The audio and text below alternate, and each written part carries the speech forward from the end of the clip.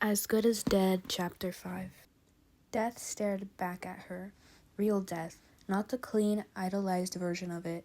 The purpling, pock-marked skin of a corpse, and the eerie, forever whitened imprint of a too-tight belt they must have worn as they died. It was almost funny in a way. Pip thought. She scrolled down the page on her laptop. Funny in a way that if you thought about it too long, you'd go mad. We all end up like this eventually. These post-mortem images on a badly formatted webpage about body decomposition and time of death. Her arm was resting on her notebook, steadily filling up with her scribbles, underlines here and highlights parts there. And now she added another sentence below, glancing up at the screen as she wrote, "If the body feels warm and stiff, death occurred 3 to 8 hours prior."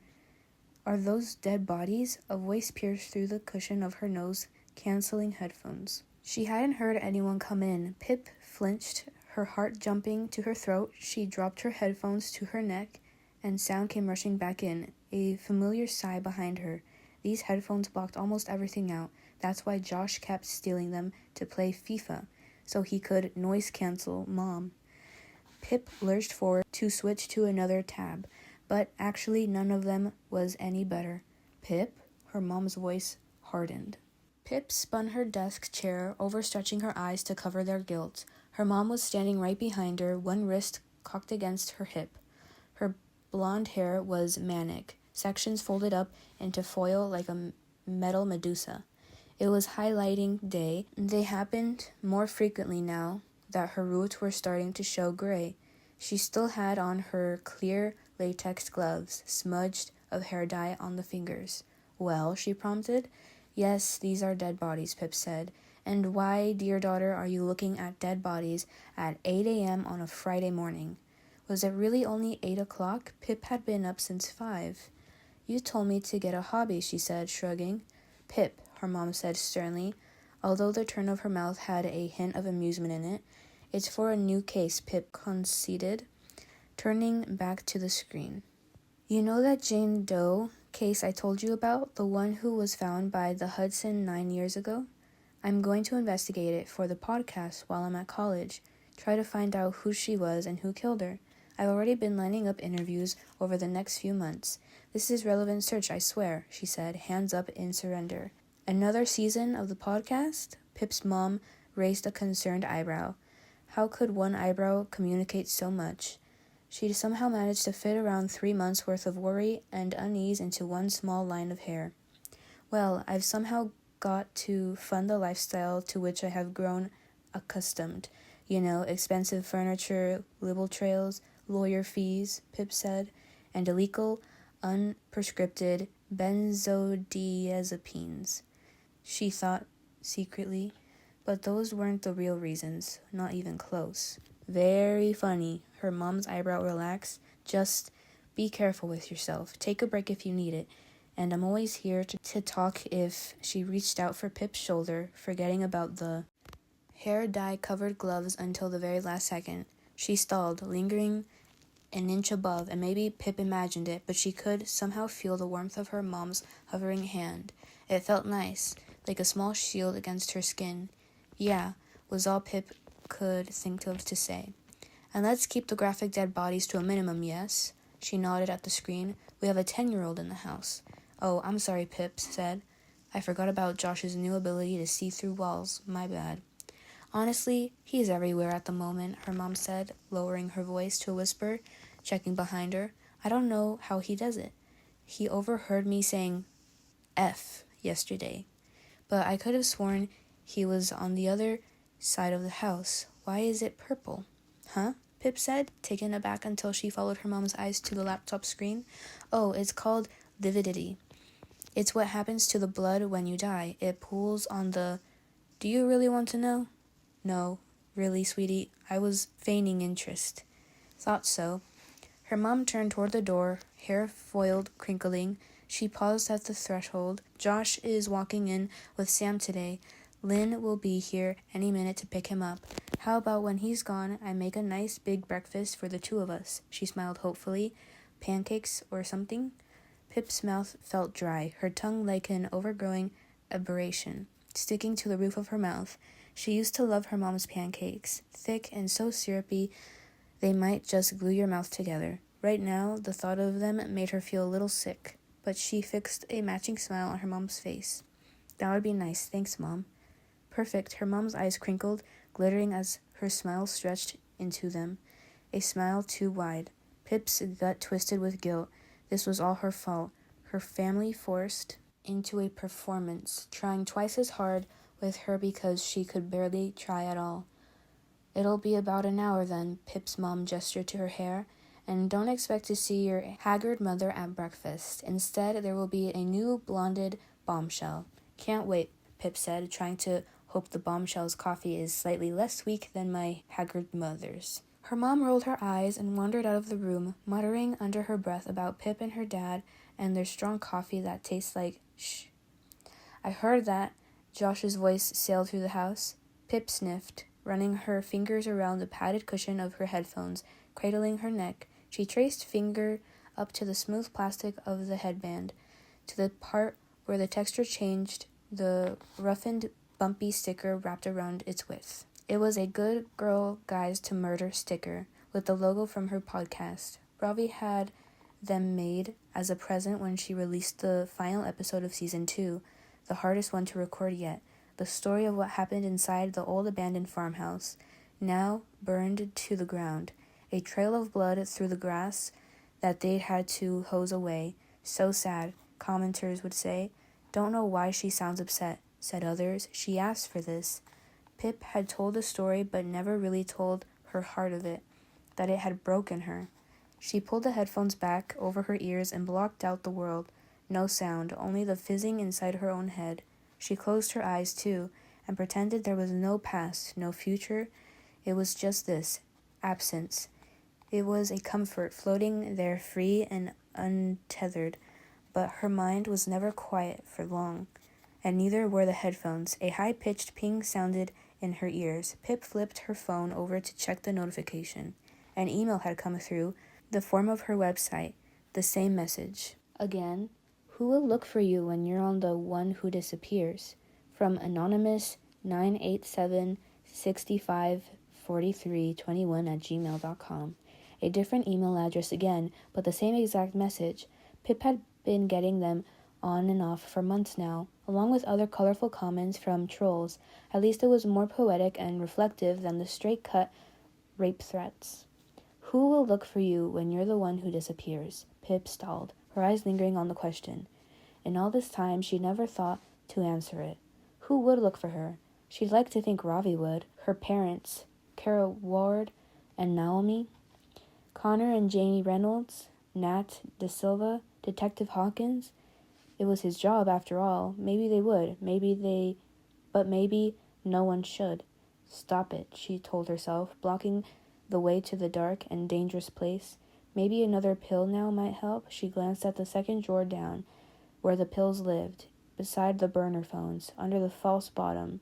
But no, she already felt a little tired, unsteady, and they were for sleep. They were just for sleep. Besides, she had a plan. Pip Fitzamobi always had a plan, whether hastily thrown together or spun slowly and agonizingly. This had been the latter. This person, this vision, who she was, is only temporary because she had planned to fix herself, to get her normal life back, and she was working on it right now. The first painful task had been to look inside herself to trace the fault lines and find the cause, the why. And when she worked it out, she realized just how obvious it had been all along. It was everything she had done this year. All of it. The two intertwined cases that had become her life, her meaning, and they had both been off somehow, wrong, twisted. They weren't clean. They weren't clear. There had been too much gray area, too much ambiguity, and all meaning had become clouded and lost. Elliot Ward would sit in prison for the rest of his life. But was he an evil man? A monster? Pip didn't think so. He wasn't the danger. He'd done a terrible thing, several terrible things, but she believed him when he said some of it was done out of love for his daughters. It wasn't all wrong, and it certainly wasn't all right. It was just there, drifting messily in the middle somewhere. And Max Hastings, Pip saw no gray here at all. Max Hastings was a black and white, clear cut. He was the danger that had outgrown the shadows and now made its home behind an expensive, disarming smile. Pip clung to this belief like she would fall off the world if she didn't. Max Hastings was her cornerstone, the upturned mirror by which she had defined everything, including herself. But it was meaningless, twisted, because Max had won. He would never see the inside of a prison cell, the black and white smudged back out to gray. Becca Bell still had 15 months left of her custodial sentence. Pip wrote a letter to her after Max's trial, and Becca's scrawled reply had asked if she wanted to come visit. Pip had. She'd been there 3 times now, and they spoke on the phone every Thursday at 4 p.m. Yesterday, they talked about cheese for the full 20 minutes. Becca seemed to be okay in there, maybe even close to happy. But did she deserve to be there at all? Did she need to be locked up, kept away from the rest of the world? No, Becca Bell was a good person who was thrown into the fire. Now, the very worst of circumstances, anyone might have done what she did if pressure was applied to just the right place, to each person's secret breaking point. And if Pip herself could see that after what she and Becca went through, why couldn't anyone else? And then, of course, came the greatest knot in her chest, Stanley Forbes and Charlie Green. Pip couldn't think about them too long, or she would unravel, come apart at the seams. How could both positions be both wrong and right at the very same time? An impossible contradiction that she would never settle. It was her undoing, her fatal flaw, the hill she would die and decay on. If that was the cause, all these ambiguities, these contradictions, these gray areas that spread and engulfed all scenes, how could Pip rectify that? How could she cure herself from these after effects? There was only one way, and it was maddeningly simple. She needed a new case. And no, not just any case. A case built only from black and white. No gray, no twisted, straight, uncrossable lines between the good and the bad and the right and the wrong. 2 sides and a clear path running through them for her to tread. That would do it. That would fix her, set things right, save her soul. If she'd believed in those sort of things, everything could go back to normal. She could go back to normal. It had to be the right case. And here it was, an unknown woman between 20 and 25, found naked and mutilated near the Hudson River. No one had looked for her when she disappeared, never claimed, so never missed. It couldn't have been clearer. This woman deserved justice from the things done to her, and the man who had done them. He could never be anything other than a monster. No gray, no contradictions or confusion. Pip could solve this case, save Jane Doe.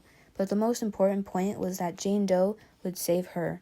One more case would do it, put everything right. Just one more. Pip didn't see them until she was standing right on top of them. She might never have seen them if she hadn't stopped to retie the laces on her sneakers. She lifted her foot and stared down. What the? There were faint lines drawn in white chalk right at the foot of a Moby's driveway, where it met the sidewalk just beyond. They were so faded that maybe they weren't chalk at all. Maybe they were salt marks left behind from the rain. Pip rubbed her eyes. They were scratchy and dried out from staring at her ceiling all night. Even though yesterday evening with Ravi's family had gone well, and her face actually ached from smiling, she hadn't earned back her sleep. They'd been only one place to find it, in that forbidden second drawer down. She removed her balled-up fist from her eyes and blinked, her gaze just as gritty as before, unable to trust her eyes.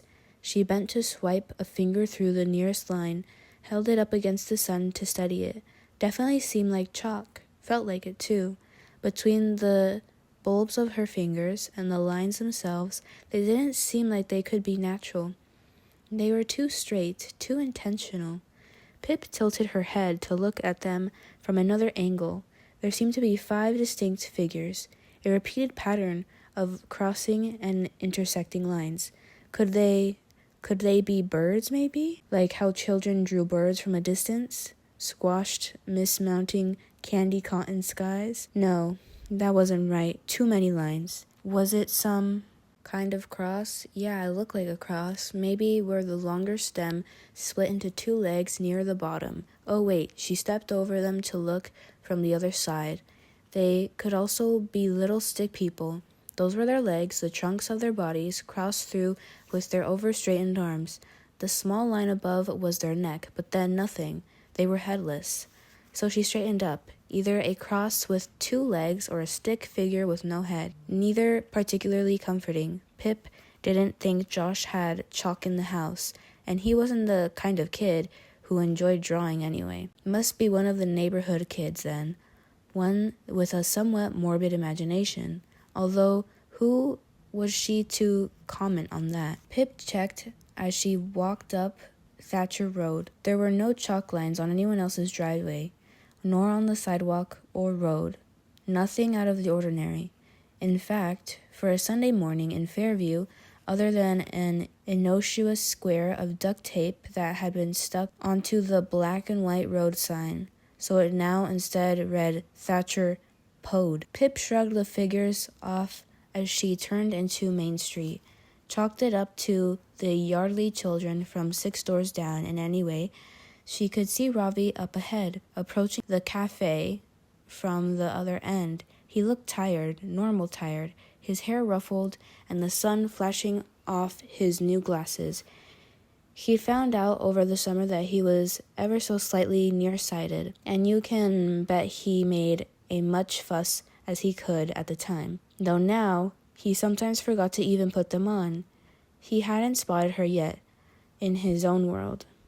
"Oi," she called from 10 feet away, making him jump. He stuck out his bottom lip in exaggerated sadness. "Be gentle," he said. "I'm delicate this morning." Of course, Ravi's hangovers were the worst hangovers in the world had ever seen. Near fatal every time. They made it to each other outside the cafe door, Pip's hand finding its home in the crook of Ravi's elbow. "And what's this oi we've started?" He pressed a question into her forehead. "I have an array of beautiful and flattering nicknames for you, and the best you can come up with is oi?" "Ah, well," Pip said, "everyone very old and wise once told me that I am entirely without pizzazz, so I think you meant very wise and very handsome, actually. Did I? So?" He paused to scratch his nose with his sleeve. "I think last night went really well." "Really?" Pip said tentatively. She thought it had too, but she didn't entirely trust herself anymore. He broke into a small laugh, seeing her worried face. "You did good. Everyone loved you, genuinely. Raoul even messaged this morning to say how much he liked you," and Ravi lowered his voice conspiratorially. "I think even Auntie Zara might have warmed to you." "No." "Yes," he said, grinning. "She scowled about 20% less than her normal rate, so I call that a raging success." "Well, I'll be damned," Pip said, leaning into the cafe door to push it open, the bell jangling overhead. "Hi, Jackie," she called as usual to the woman who owned the cafe, who was currently restocking the sandwich shelves. "Oh, hello, dear," Jackie said with a quick glance back, almost losing a brie and bacon roll to the floor. "Hi, Ravi." "Morning," he said, a thickness to his voice until he cleared his throat. Jackie freed herself from the packaged sandwiches and turned to face them. "I think she's out back in a fight with the temperamental sandwich toaster. Hold on." She backed up behind the counter and called Kara.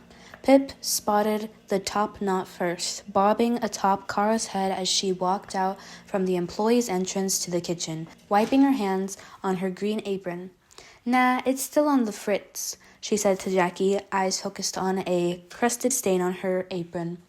"Best we can offer are marginally warm paninis for the time." She finally glanced up, eyes springing to Pip's, a smile following close behind. "Miss Sweet F.A., long time no see." "You saw me yesterday," Pip replied, catching on too late to Kara's waggling eyebrows. Well, she should have waggled first, then spoken. "They established 3 rules long ago." Jackie smiled, as though she could read the hastened conversation happening between their eyes. "Well, girls, if it's been a whole day, you probably have a long updue catch-up, no?" She turned to Kara. You can start your break early." "Oh, Jackie," Kara said with an overflourished bow.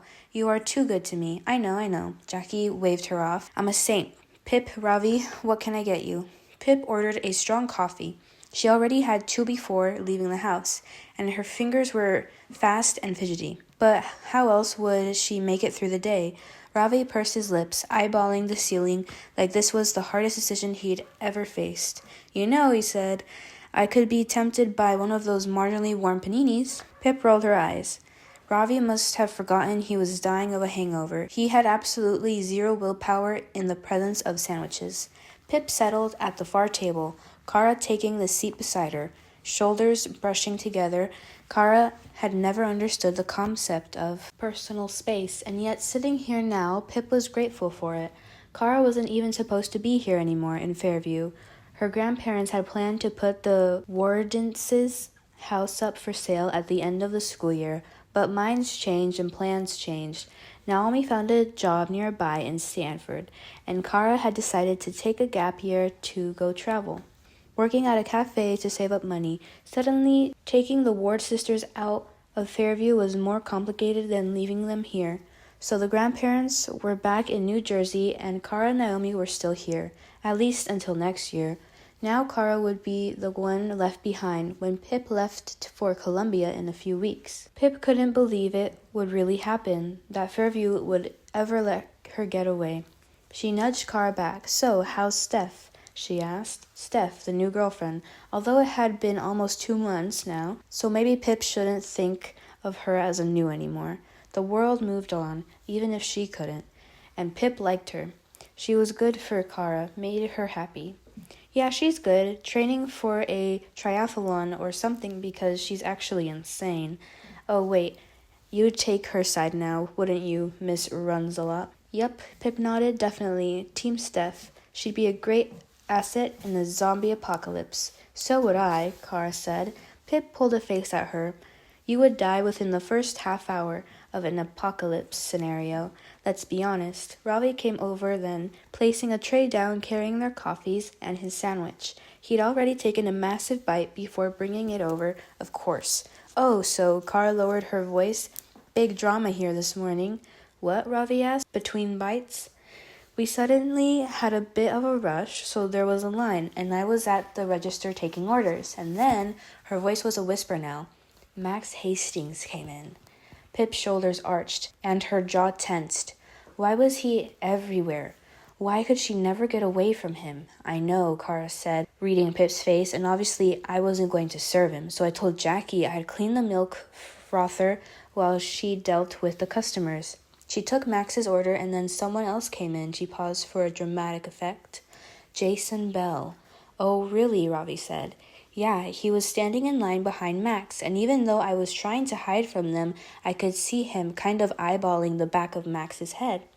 "Understandably," Pip said. Jason Bell had just as much reason to hate Max Hastings as she did. Whatever the outcome of the trial, Max had drugged and raped his youngest daughter, Becca.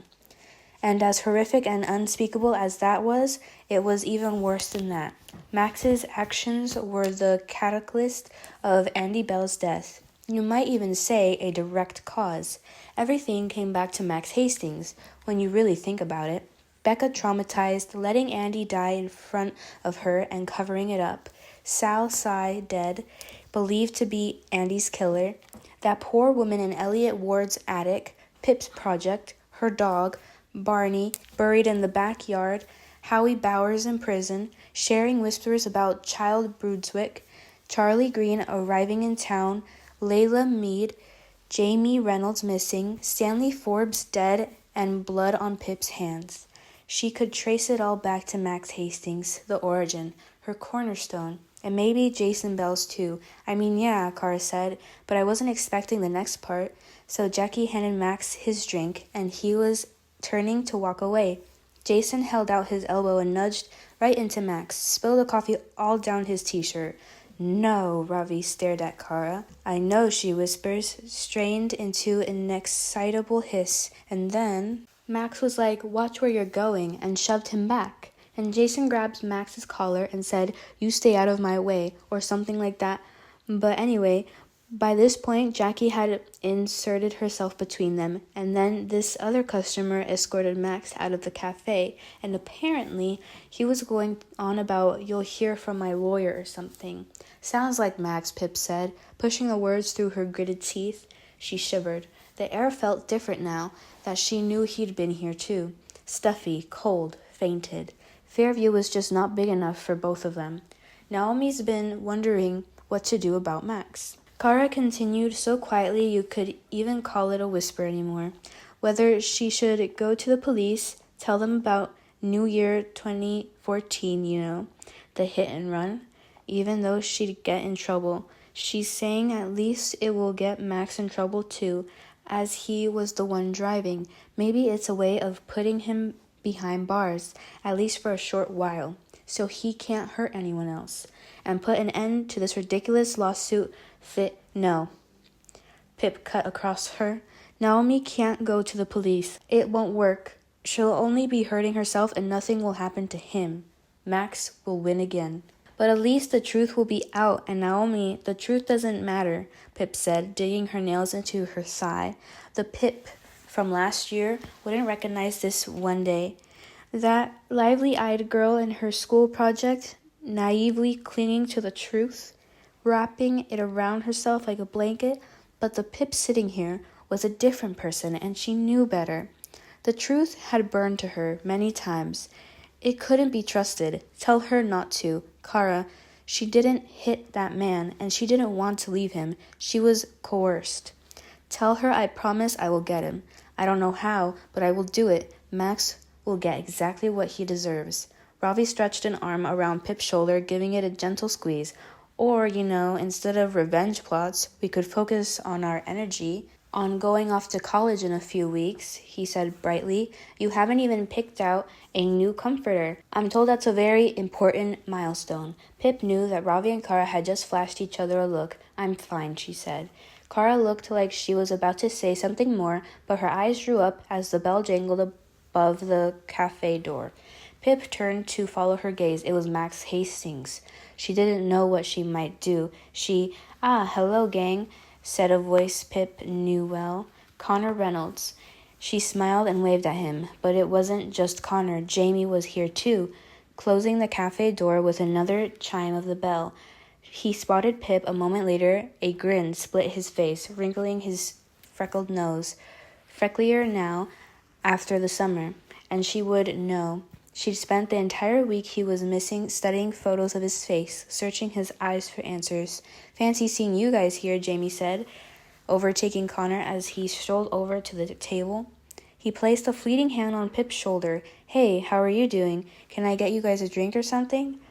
Sometimes Pip saw that same look in Jamie's eyes too, haunted by Stanley's death and the parts they'd both played in it, a burden they would always share, but Jamie hadn't been there when it happened. He didn't have blood on his hands, not in the same way. Why is it whenever I'm on shift, the whole frickin' circus turns up? Kara said. Do you guys think I'm lonely or something? No, mate.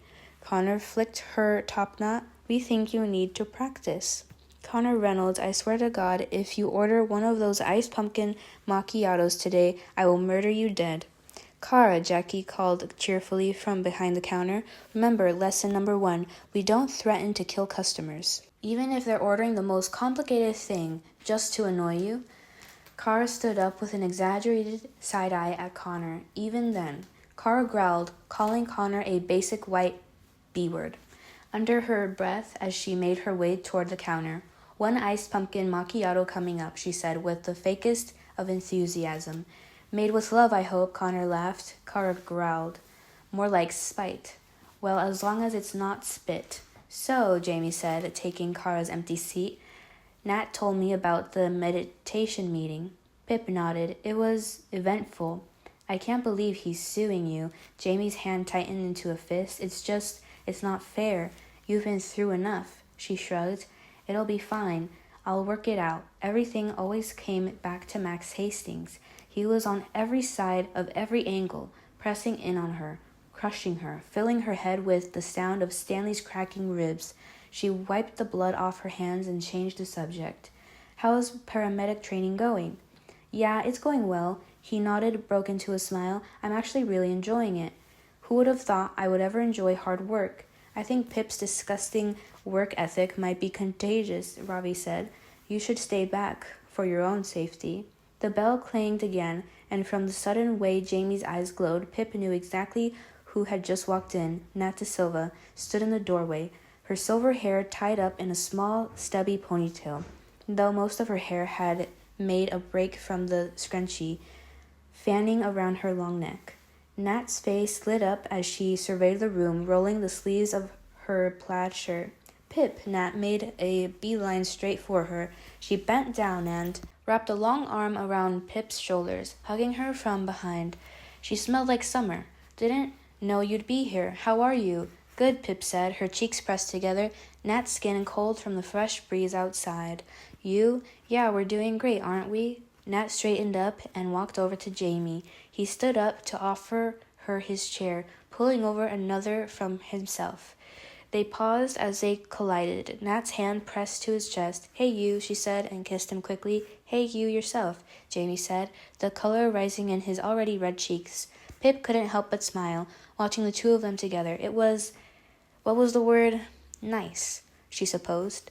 Something pure, something good that no one could take away from her, to have known each other from them at their lowest, to see how far they'd come, on their own and together, a part of their lives and they a part of hers. Sometimes good things did happen in this town, Pip reminded herself, her gaze catching on Ravi. Finding his hand under the table, Jamie's glowing eyes at Nat's fierce smile, Connor and Kara bickering over pumpkin spice. This was what she wanted, wasn't it? Just this, normal life, people you could count on your fingers who cared about you as much as you cared about them, the people who would look for you if you disappeared. Could she bottle this feeling, live off it for a while, fill herself with something good and ignore the slick of blood on her hands, not thinking about the gun and the sound of the cup hitting the table or those dead eyes waiting for her in the darkness of a blink? Oh, too late. Pip couldn't see sweat stinging the corners of her eyes. She might have pushed herself a little too hard this time, too fast, like she'd been running away, not just running.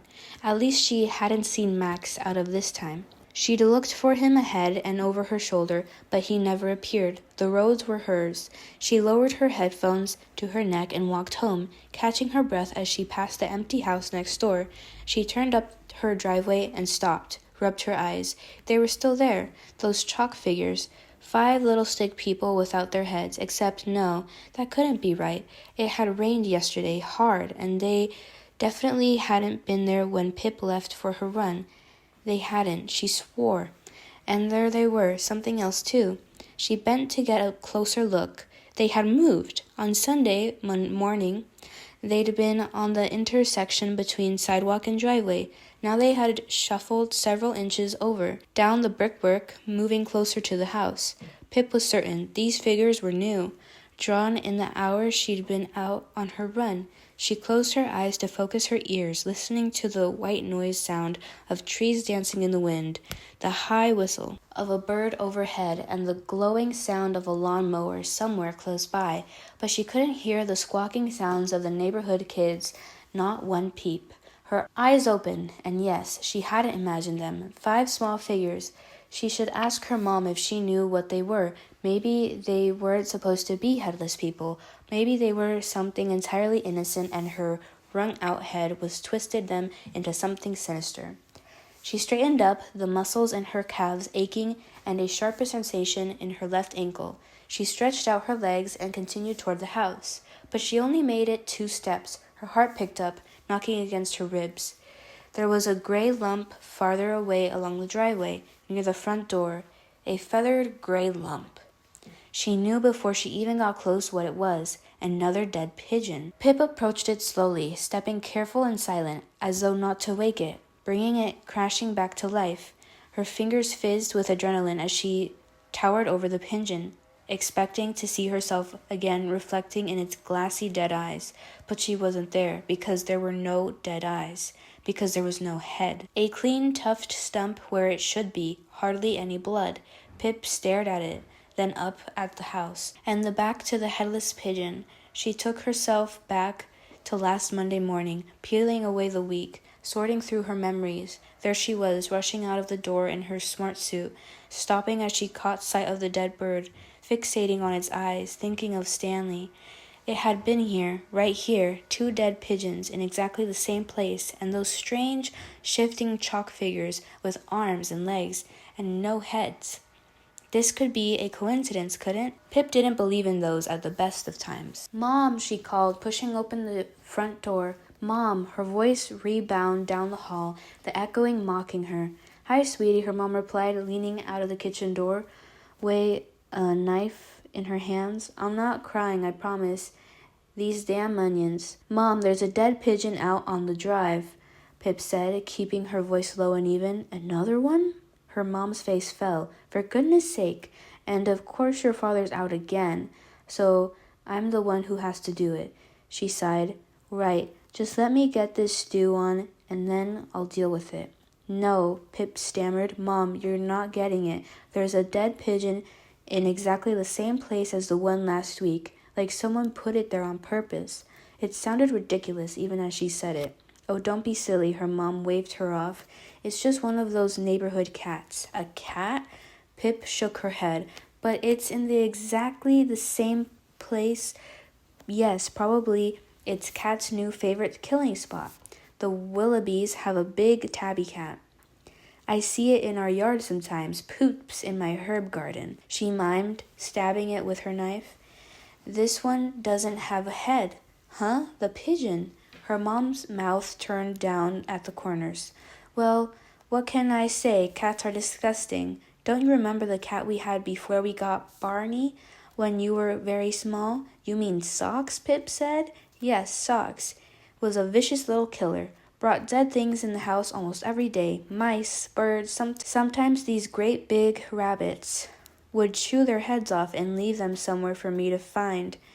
Trails of guts. It was like coming home to a horror show." "What are you guys talking about?" Josh's voice called down the stairs. "Nothing," Pip's mom yelled back. "Mind your own business." "But this," Pip sighed. "Can you just come look?" "I'm in the middle of dinner, Pip." "It will take 2 seconds." She tilted her head. "Please." Fine." Her mom backtracked to place the knife on the counter. "Quietly, though. I don't want Mr. Nosey coming down and getting involved." "Who's Mr. Nosey?" Josh's small voice followed them out the front door. "I'm getting the kids some earplugs, I swear to God," Pip's mom whispered as they walked out onto the drive. "Right, yes, I see it. A headless pigeon, exactly as I imagined it. Thanks for the preview." "No, it's not just that." Pip grabbed her arm and walked her down the driveway. She pointed. "Look, those little chalk figures. They were here a couple of days ago, too. Nearer the sidewalk. The rain washed them away, but they're back, and they've moved. They weren't here when I left on my run." Pip's mom bent over, leaning on her knees. She screwed her eyes. "You see them, right?" Pip asked her, doubt stirring in her stomach, cold and heavy. Yeah, I guess," she said, squinting even harder. "There are some faded white lines." "Yeah, exactly," Pip said, relieved. "And what do they look like to you?" Her mom stepped closer, tipping her head to look at them from another angle. "I don't know. Maybe it's a tire tread from a car or something. I did drive to a building site today, so there could have been dust on the chalk around." "No, look harder," Pip said, her voice spiking with irritation. She narrowed her eyes. "They could have just been tire treads, could they?" "I don't know, Pip. Maybe it's dust from the motor joints." "The what?"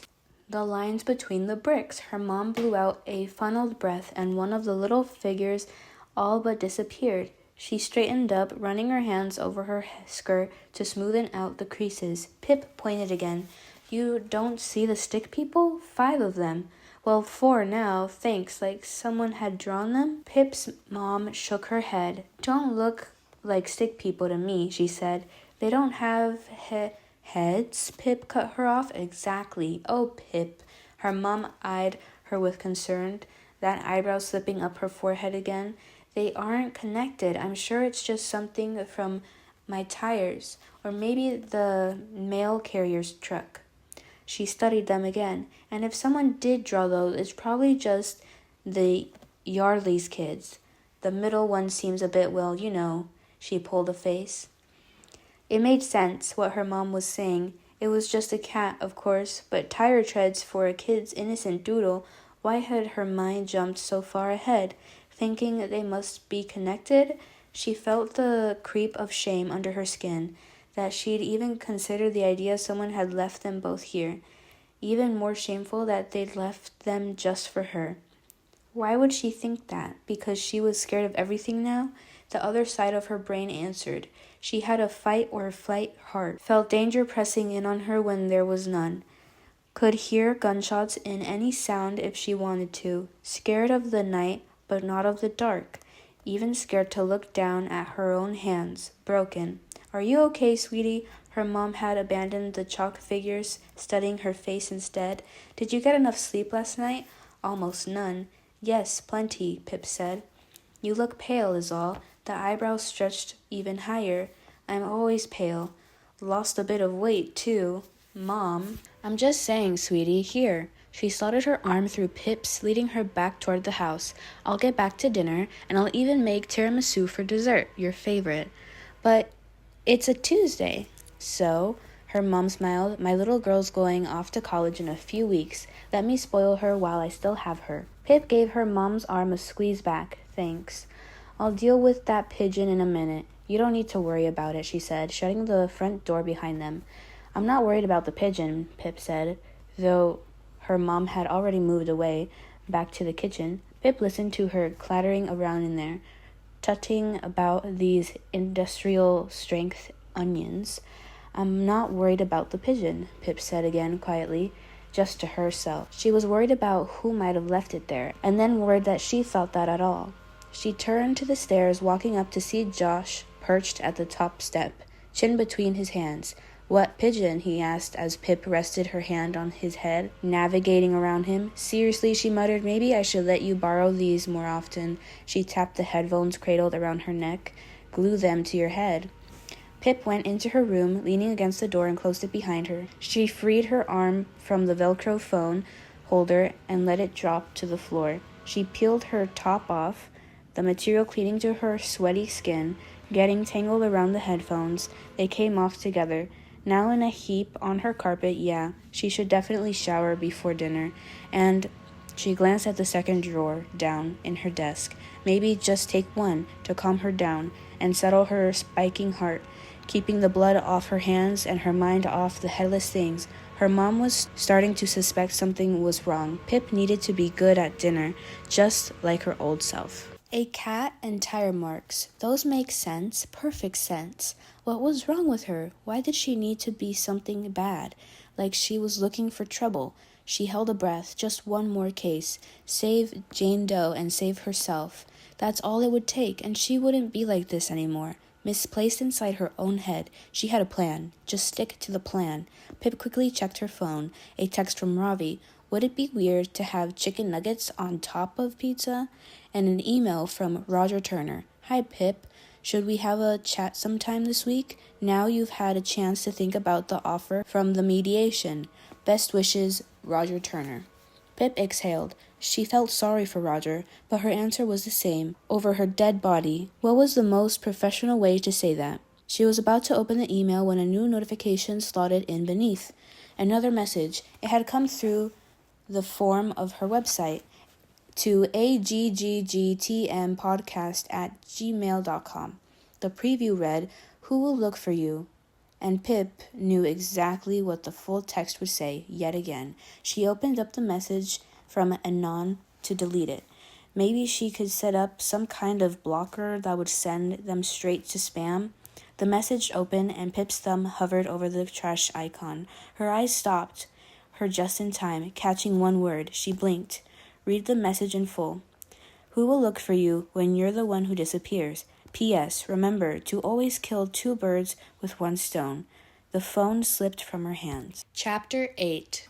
The soft thud of her phone falling to the carpet was the soft of a gun, aiming through her chest, echoing 5 times until her heart captured the sound and carried it on. She stood there for a moment, numb to everything except the violence erupting beneath her skin, great thunderclaps of gunshots and cracking bones, the sucking sound of blood between her fingers, and a scream, hers, the words, rupturing at the edges as they threw themselves around her head.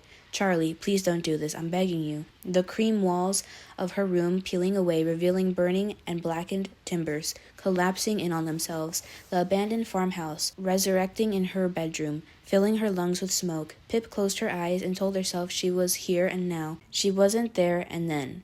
But she couldn't do it, not alone. She needed help. She staggered through the fire, arm up to shield her eyes, to her desk, fingers fumbling, finding the second drawer to the right. She pulled it out completely, tipped the drawer out on the burning floor, red string unraveling from her papers fluttering, pins scattering, tangling in white headphone wires, the cardboard bottom that hid her secrets flipping away, and out come the 6 burner phones, falling out of their carefully structured order. Last out was the small clear bag. Pip ripped it open with shaking fingers. How were there so few left already? She tipped out one pill and swallowed it dry, her eyes watering as it scraped her throat. She was here and now, not then and there. Here and now. It wasn't blood, it was just sweat, see? Wipe it on your leggings and see. Not then and there, here and now. But was here and now any better? She stared at her phone, abandoned on the floor over there. Kill 2 birds with 1 stone. 2 dead pigeons on the driveway, with 1 dead, all-seeing eyes and 1 with none. It wasn't a coincidence, was it? Maybe it wasn't a cat. Maybe someone really had put them there, along with those chalk figures, drawn closer and closer. The same someone who was desperate for Pip to answer the one question, who will look for you when you're the one who disappears? Someone knew where she lived. A stalker? She'd been looking out for trouble, and so it had found her. No, stop. She was doing it again, taking things too far, seeking danger where maybe there was none. Kill 2 birds with 1 stone. It was a very common phrase, and she'd been receiving that question from Anon for a long time, and nothing had happened to her so far. Had it? She was here. She wasn't disappeared. She crawled along the floor and turned her phone over, the device recognizing her face and unlocking. Pip swiped onto her emails, clicking into the search bar. She typed, "Who will look for you when you're the one who disappears?" plus Anon. 7 emails, 8 including the one she just got, all from different accounts, all asking her the same question. Pip scrolled up. She'd received the first one on May 8th. The messages starting out further apart, getting closer and closer together. Only 4 days between the final 2. May 8th? Pip shook her head. That didn't seem right. She remembered getting the first one earlier than that, around the time Jamie Reynolds had disappeared, and she had been the one looking for him. That's why the question had stuck out to her. Oh wait, it might have been on Twitter. She pressed the blue icon to open the app. Tapping into the device search options, she typed in the question again in the field for this exact phrase and her podcast handle in the "To These Accounts" section. She pressed search, her eyes spooling along with the loading circle. The page filled with results, 9 separate tweets sent to her, asking her that exact question, the most recent from just 7 minutes ago, with the same PS as the email. And at the bottom of the page was the very first one, "Who will look for you when you're the one who disappears?" sent on Sunday, the 26th of April. In response to Pip's tweet announcing the 2nd season of Good Girl's Guide to Murder, the disappearance of Jamie Reynolds. That was it, the beginning. More than 3 months ago. That felt so long ago. Jamie had been missing for only 1 day. Stanley Forbes was walking around alive, without 6 holes in him. Pip had spoken to him that very day. Charlie Green was just her new neighbor. There had been no blood on her hands, and sleep didn't always come easy, but it had come nonetheless. Max was on trial, and Pip had believed, down to the very deepest part of who she was, that he would face justice for what he'd done. So many beginnings on that bright April morning, beginnings that had led her here, the first steps along the path that had turned on her, twisting around itself until it only led down. But had something else begun on the exact day too? Something had been growing for 3 months that was only now rearing its head? Who will look for you when you're the one who disappears? Pip pushed to her feet, Back in her room now, the abandoned farmhouse locked away at the back of her mind, she fell onto her bed. The question, the chalk figures, the 2 dead birds. Could they be connected? Could this be about her? It was tenuous at best. But had there been anything else? Anything she thought was strange at the time, but her mind had abandoned it to chance? Oh, there had been that letter several weeks ago. Well, not even a letter. It had been just an envelope. Pippa Fritz Amobi scribbled on the front in scratchy black ink. She remembered thinking there was no address, no stamp, so someone must have pushed it through the front door. But when she'd opened it, Dad, standing beside her, asked whether it was old-fashioned nudes from Ravi. There'd been nothing inside at all. Empty. She'd put it in the recycling bin and never thought about it again. The mystery letter had been forgotten as soon as another letter had arrived, with her name on it, the letter of demand from Max Hastings and his lawyer. Was it possible that envelope had been connected to all this?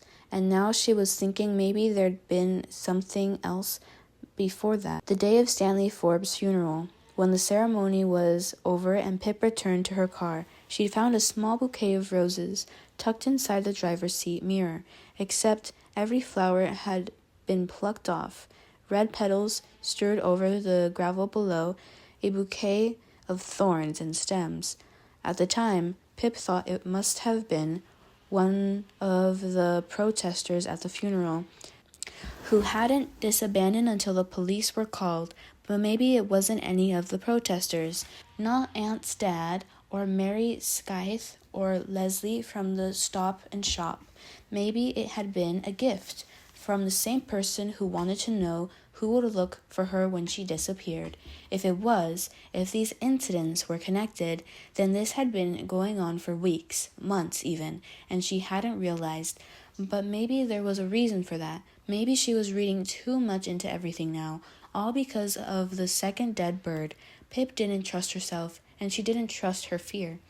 Only one thing was clear. If these all were from the same person, from dead flowers to dead pigeons, then it was escalating, both in severity but also occurrence. Pip needed to track it somehow, collect all the data points and see if there were any connections, if she really did have a stalker or if she was finally losing it.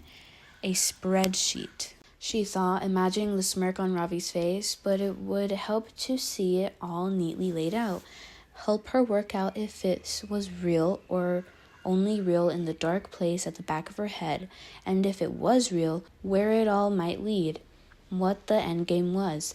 Pip made her way across the room to her desk, stepping over the tipped-out contents of the drawer, and she would tidy that up later. She pulled her laptop open, double-clicked the Google Chrome, and pulled up a blank tab, typed stalker into the research bar, and pressed enter, scrolling down the list of results. Report a stalker on a government website, a Wikipedia page, a site about types of stalkers, inside the mind of a stalker, psychology sites, and crime statistics. Pip clicked on the first result and started to read through it all. Turning to a fresh page in her notebook, she wrote, "Who will look for you when you're the one who disappears?" underlined in 3 times. She couldn't help but feel the quiet rage embedded in that sinister question. She did think about disappearing sometimes, running away and leaving Pip behind, or disappearing inside her own head in those rare moments when her mind was quiet and absence, and she could just float in, free. But what did disappear mean, really? When it came down to it, define disappear. Sometimes people came back from being disappeared. Jamie Reynolds was one example, and Nisla Jordan, the young woman, Elliot Ward had kept for 5 years thinking she was someone else. They had undisappeared, and then Pip's mind went back to the beginning, back to Andy Bell and to Sal Sy, to the victims of Scott, the monster of Rochester, Brunswick, to Jay Doe, to every true crime podcast and documentary she's ever lost herself in. And in the most cases, disappear meant dead. Pip, dinner, coming. There's a file name called Potential Stalker Incidents, and it's just her spreadsheet if you would like to look at it. Chapter 9. There was something stuck in her shoe, clanking against the sidewalk with every step, the gummy pole unbalancing her tread. Pip slowed to a jog, then a walk, right down to the stop. Wiping her forehead on her sleeve, she raised her leg to inspect the bottom of her sneaker. There was a crinkled piece of duct tape stuck to the middle of her heel. The silver finish on the tape had smeared to a dirty gray. Pip must have run over it somewhere on her route, unknowingly picked it up. She picked her fingers around the filthy piece of tape, peeling it off as the tacky side clung to the dark sole of her shoe. It came free, leaving little specks of glue white behind, specks she could still feel as she picked up her pace and started running again. Great, she hissed to herself, trying to get her breathing in order. Again, in step 2, 3, out, step 2, 3. She was taking her longer route this evening, up around Lodge Wood. Long, fast, exhaust herself so maybe she wouldn't need to take anything to fall asleep. This plan never worked out, never had, and probably never would. And she believes her own lies even less now. The last 2 nights had been the worst in a long time. That doubt keeping her awake, that niggling idea that someone had been out there watching her, someone who might even be counting down the days until she disappeared. No stop, she'd come on a run to get away from those thoughts. Pip pushed herself even harder, out of control, rounding the corner too fast, and there he was, on the other side of the road, blue water bottle gripping in one hand, Max Hastings. And just as she saw him, he saw her. Their eyes met, only the width of the road between them as they approached each other. Max slowed his pace, pushing his blonde hair back from his face. Why was he slowing down? Shouldn't he want to get this over with and done with too? The moment they had to pass each other, Pip pushed her legs harder, a pain in her ankle, and their mismatched steps became a kind of music, a chaotic precision that filled the unknowing street, accompanying the high-pitched howl of the wind in the trees. Or did that sound come from inside her head? There was a tightening in her chest as her heart outgrew its cage, unrolling under her skin, filling her with angry red until it was all behind her eyes. She watched him draw close, and her view shifted to red, the scene speeding up before her. Something takes over, pulls Pip by the hands across the road, guiding her feet, and she isn't scared anymore. She is only rage, only red, and this is right, this is supposed to be, she knows it. She's across the road in 6 strides and up onto his side. He's just feet away when he stops, stares at her. What are you do? He begins to ask. She doesn't let him finish. Pip closes the gap between them, and her elbow crashes into Max's face. She hears a crack, but it isn't Stanley's ribs this time, it's Max's nose. The sound is the same. It's all she knows. Max bends double and howls into his hands as the nose falls crooked on his face, but she isn't finished. Pip rips his hands away and hits him again, slamming her fist into his sharp cheekbones. His blood, it slides between her knuckles onto her palm, right where it belongs. And still she isn't finished. There's a truck coming, a semi. There are never trucks that size on this small country lane. They wouldn't fit, but this one is almost here. And now is her chance. Pip grabs Max, twisting her hands into the fabric in his sweat-stained top, and in that passing moment, Max's eyes widen in fear, and they both know it. She has won. The truck's horn screams, but Max doesn't have a chance to. Pip throws him out into the road in front of the too big truck, and he explodes, raining red down on her as she stands there smiling. A car passes in real life, and the sound brings her back. The red falls from her eyes, and Pip returns to herself, to here and now. Running down this path, Max was over there on his side of the road, and her here on hers. Pip looked down and blinked, trying to shake loose the violence inside her own head. If she should be scared of anything, it was of that. She glanced up at Max again, keeping her eye on him as he regained his speed, water bottle pumping at his side. The moment was coming, the moment they would pass each other, cross paths, overlap.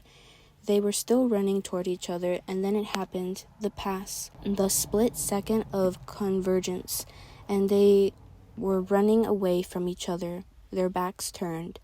At the end of the lane, Pip checked over her shoulder. Max was gone, and she could breathe a little easier without his steps haunting hers. She was getting worse. She could step outside of herself and recognize that. The panic attacks, the pills, the rage, so hot it might just burn the world down with it. She was slipping even further from that normal life she was so desperate to crawl back to Ravi, to her family, her friends, but it would be okay because she had a plan for how to get there, to fix everything, save Jane Doe, save herself.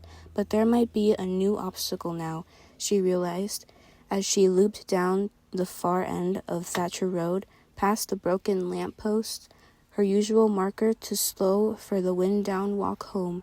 If she really did have a stalker, whoever they were, whatever they wanted to do to her, whether it was just to scare her or whether they really did want her to disappear, they were now in her way too, or maybe it was Pip getting in her own way.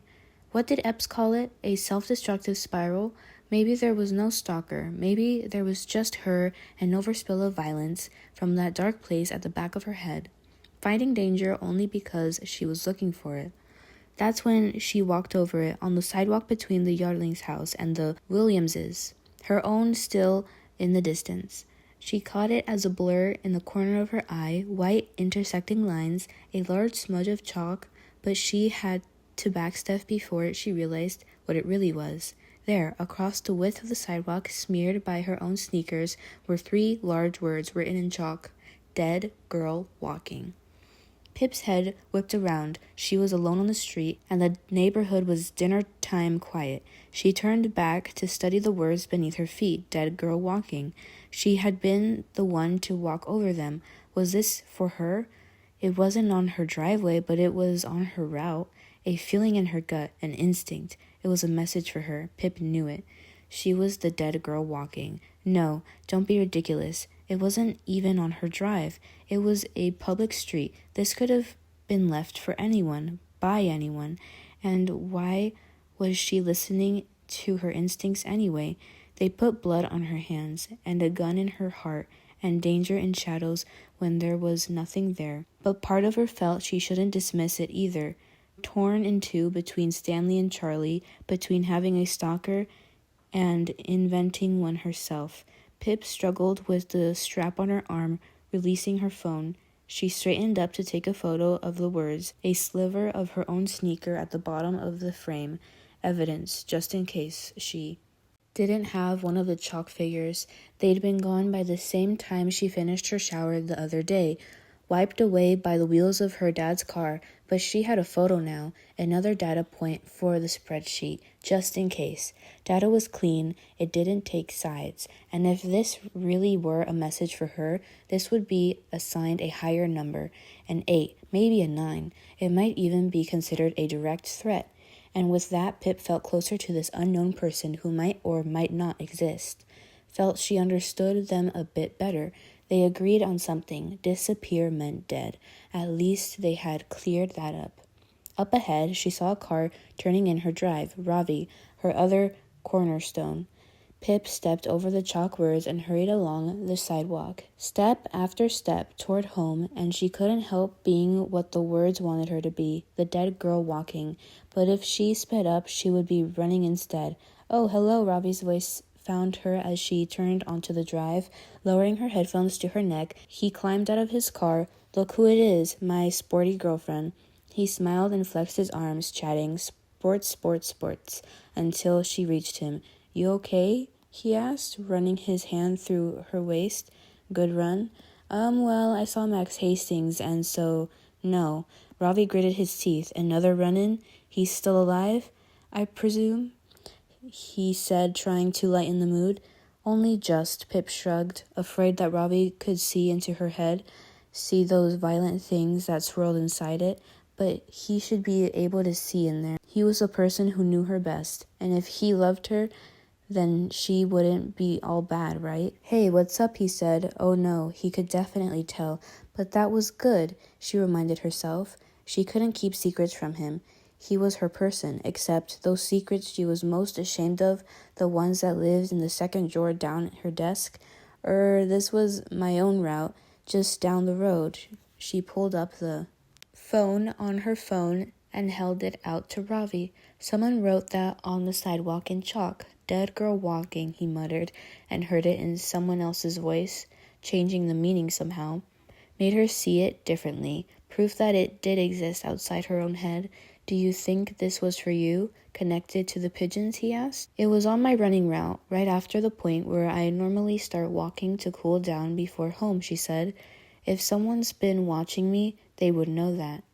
Why would someone be watching her, though? It sounded more ridiculous when she said it out loud.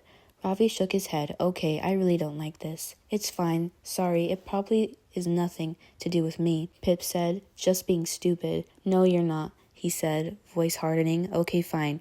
We don't know for sure if you have a stalker or not, but this tips it for me. I mean it now, and I know you're going to say, but I think you should go to the police. What, and they'll do what, Ravi? Nothing, as usual. She could feel the anger spiraling again. No, not with him. Control yourself. She breathed and swallowed it down, especially when I don't even know myself. If this is the same person emailing you, the same one who left the chalk and the pigeons, then this person is threatening you, he said, widening his eyes in a way that told her he was serious. They might be dangerous, he paused. It might be Max. Another pause. Or Charlie Green. It wasn't Charlie. Could never be Charlie. But Pip had thought of Max, his face flashing into her mind when she'd first read the words. Who else would know her running route so well? And if Max hated her as much as she hated him, well then, I know, she said, but maybe they aren't connected. And if they are, it might just be someone messing with me. Her instincts told her that wasn't true, even as she said it. She just wanted to make the worry out of his eyes, bring back the smile, and she didn't want to go back to the police station, anything but that. I guess it all depends, Ravi said, on whether they just found those dead birds or whether they killed them. There's a world of difference there. I know, she exhaled, hoping he would keep his voice down in case Josh could somehow hear. A new feeling in her cut now, that Ravi and instinct were talking the same side against her. She didn't want this to be real. She preferred the other option, that she was seeing a pattern where there was none, her brain too fine-tuned to danger, because that would soon be fixed along with everything else. Save Jane Doe, save yourself. She wouldn't take the chance. Ravi ran his thumb across her collarbone. You leave for college in a couple of weeks, so I think everything will be okay, and this probably will die down. But if it is the latter, if this person is dangerous, then this is not something you can deal with on your own. You need to report this tomorrow. But I can't. You're Pippa Fritza Moby, he smiled, brushing the flyaway hairs from her eyes. There's nothing you can't do, even if it's biting your tongue and asking Detective Hawkins for help. Pip growled, dropping her head to roll around her neck. That's the spirit, Ravi said, patting her on the back. Well done. Now you can show me where this chalk was. I want to see it. Okay. Pip turned to lead him away from the house, his hand grabbing for hers, fingers sliding into the gaps between her knuckles, holding on. Hand in hand, the boy with a dimple in his chin and the dead girl walking. There's a file with the name deadgirlwalkingphoto.jpg, and there's a photo on there if you would like to see it. Chapter 10. Pip hated this place. As she stepped toward the entrance, clacking light of the blue-painted waiting room beyond, she could feel her skin recoiling from it, unwrapping from her flesh, begging her to turn back, retreat, the voice in her head too. This was a bad place, a bad, bad place. She shouldn't be here. But she'd promised Ravi, and her promises still meant something to her, especially with him. And so she was here, Fairview Police Station, the sign glaring down at her, covering the thin layer of windsweep grime. The automatic doors jumping open and swallowing her whole. She passed the regimented lines of cold metal chairs facing the reception desk. A man and a woman sat against the back wall, swaying slightly as though the police station were at sea, drunk clearly, at 11 a.m., though Pip had to take a Xanax to work up the nerve to even come here. So, who was she to judge them? Pip approached the desk, hearing the drunk man whisper an almost affectionate F.U., immediately parroted by the slurring voice of the woman to each other, not to Pip, though it might as well have been. Everything inside this building was hostile, a bad memory, a F.U. from the garnish, flickering bulbs, and the scream of the polished floor beneath her shoes. It had squelched just the same way when she was here months ago, asking Hawkins to look for Jamie Reynolds, so she didn't have to, begging him. How different things would have been if only he had said yes. Just as she reached the desk, Elisa, the detention officer, strolled out of the attached office with a sharp, "Right, you two." She looked up and jumped at the sight of Pip. Pip didn't blame her. She must look terrible. Elisa's face softened, a pitied smile, as she filled with her gray hair. "Pip, sweetie, didn't see you there." "Sorry," Pip said quietly, but Elisa had seen her, and now Pip saw her too. Not here and now in the reception area with the drunk couple behind, but on that night, back inside the belly of the police station. That very same pitying expression on Elisa's face as she helped Pip peel off her blood-drenched clothes, gloved hands packing them away into clear evidence bags. Pip's top, her bra, the pinkish smears of dead Stanley all over her skin as she stood there, bare and shivering, in front of this woman. A moment that bound them forever, hanging like ghosts at the corners of Elisa's smile. "Pip?" Elisa's eyes had narrowed. "I said, what can I do for you today?" "Oh," Pip cleared her throat. "I'm here to see him again." "Is he here?" Elisa exhaled, or had it been a sigh? "Yes, he is," she said. "I'll go tell him you're here. Please take a seat." She gestured at the front row of metal chairs before disappearing to the back office. Pip wouldn't take a seat. That would be surrender. This was a bad, bad place, and she couldn't let it have her. The sound came sooner than she was expecting, the harsh, grating buzz as the door to the back half of the station opened and Detective Hawkins stepped through, in jeans and a light shirt. "Pip," he called, though he didn't need to. She was already following him through the door and into the worst part of the station. The door closed and locked behind her. Hawkins glanced back with a jerk of his head that might have been a nod. Down this very same corridor, past interview room 1, the same journey she had walked back then, and a few bloodless clothes. She never found out whose they were. She'd followed Hawkins then, too, into a small room off to the right, with a man who never said his name, or he had, and Pip never heard. But she remembered Hawkins' grip on her wrist to help her as she pressed each finger into the ink pad and then into the correct square on the paper grid. The patterns of her fingertips, like never-ending mazes, made only to trap you. "It's just to rule you out, to eliminate you." That's what Hawkins had said back then, and all Pip remembered saying back was, "I'm fine." No one could have thought she was fine. "Pip?" Hawkins' voice brought her back to now, back into this even heavier body. He had stopped walking, was holding the door open to interview room 3.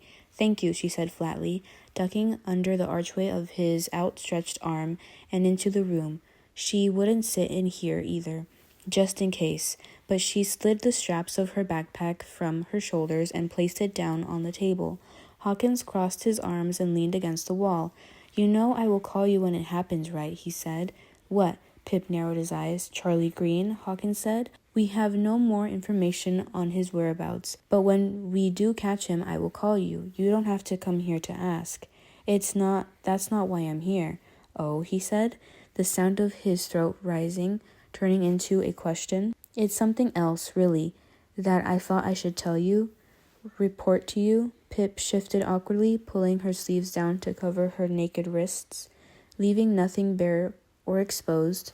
"Not in this place." "Report something? What is it? What happened?" Hawkins' face rearranged, all sharp lines from his raised eyebrows to his tightened lips.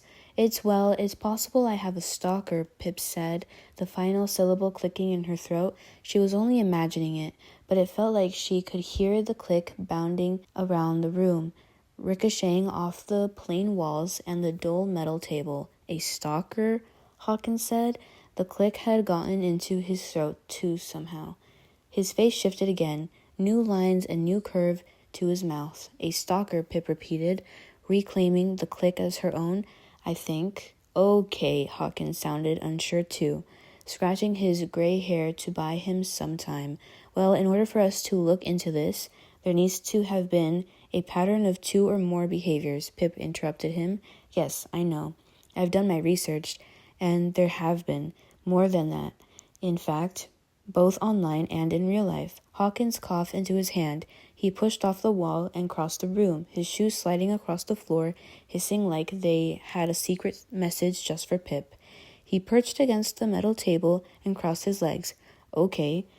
What were these incidents? He asked. Here, Pip said, reaching for her bag. Hawkins watched her as he opened it and dug inside. She shifted her bulky headphones out of the way and pulled out the folded sheets of paper. I made a spreadsheet of all the potential incidents and a graph. And there's a photo, she added, opening the pages and handing them to Hawkins. Now was her turn to watch him, studying his downturned eyes as they flickered across the spreadsheet, up, down, up again. There's quite a lot here, he said, more to himself than to her. Yeah. Who will look for you when you're the one who disappears? Hawkins read out the burning question, and the hairs rose up on the back of Pip's neck, hearing it out loud in his voice. So it started online, did it? Yes, she said, pointing to the top of the half page. It started with just the question online, and quite infrequently. And then, as you can see, the incidents have become more regular. And then things started happening offline.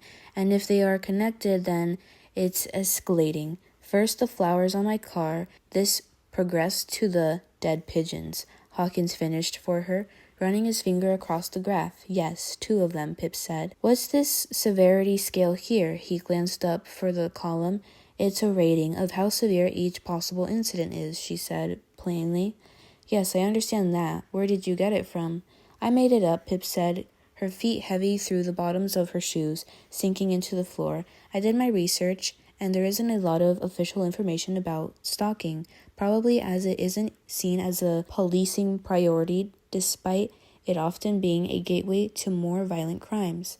I wanted a method of cataloging the potential incidents to see if there's a progression of threat and implied violence. So I made one up. I can explain to you how I did it. There's a 3-point difference between online and offline behavior, and Hawkins waved his hand to cut her off, the pages fluttering in his grip. But how do you know these are all connected, he said. The person online asking you the question and these other incidents? Well, of course, I don't know for sure, but the thing that made me consider it was kill 2 birds with 1 stone message the day the second pigeon was left on my drive. Without a head, she added. Hawkins' throat made a sound, a new and different click. Well, it's very common expression, he said. But the 2 dead pigeons, Pip said, straightening up. She knew. She already knew where this was going, where it was always destined to go. The look in Hawkins' eyes against the look in hers. He wasn't sure and she wasn't either, but Pip could feel something shifting inside her, changing, heat sliding around under her skin, starting by her neck, claiming her own vertebrae at a time. Hawkins sighed, attempting a smile. You know, I have a cat, and sometimes I come home to 2 dead things in one day, often without heads. 1 left in my bed just last week. Pip felt defensive, tightening a fist behind her back. We don't have a cat. She hardened her voice, sharpened it at the edges, ready to cut him with it. No, but one of your neighbors probably does. I can't really open an investigation because of 2 dead pigeons. Was he wrong? That's exactly what she'd told herself too. What about the chalk figures? Twice now, getting closer to the house. Hawkins flicked through the pages. Do you have a photograph of them? He looked up at her. No. They disappeared before I could. Disappeared? He narrowed his eyes. And the worst thing was, she already knew how this all sounds, how unhinged she must seem. But that's what she had wanted too. Preferred to think of herself as broken, seeing a danger where there wasn't. And yet a fire was starting in her head, lighting up behind her eyes. Washing away before I had a chance, she said. But I do have a photo of something that might be direct threat. Pip controlled her voice. Written on the sidewalk on my running route, dead girl walking. Well, yes, I understand your concern. Hawkins shuffled the pages. But the message wasn't left at your house. It was on a public street. You can't know that you were its intended target. That's exactly what Pip had first told herself, but that's not what she said now. But I don't know. I know it was left for me. She didn't before, but standing across from Hawkins now, listening to him say the same things she said to herself, it pushed her the other way, splintering off the same side as instinct. She knew now, the bone-deep certainty that all these things were connected, that she had a stalker, and more than that, this person meant her harm. This was personal. This was someone who hated her, someone close by. And of course, these online messages from trolls are very unfortunate, Hawkins said, but this is the kind of thing that happens when you make yourself a public figure. Make myself a public figure? Pip stood a step back to keep the fire away from Hawkins. I didn't make myself a public figure, Hawkins. That happened because I had to do your job for you. You would have been happy to let Sal Sy carry the guilt for killing Andy Bell forever. That's why everything has happened the way it was. And this person clearly isn't just someone who listened to the podcast, an online troll. They're close by. They know where I live. This is more than that. It was.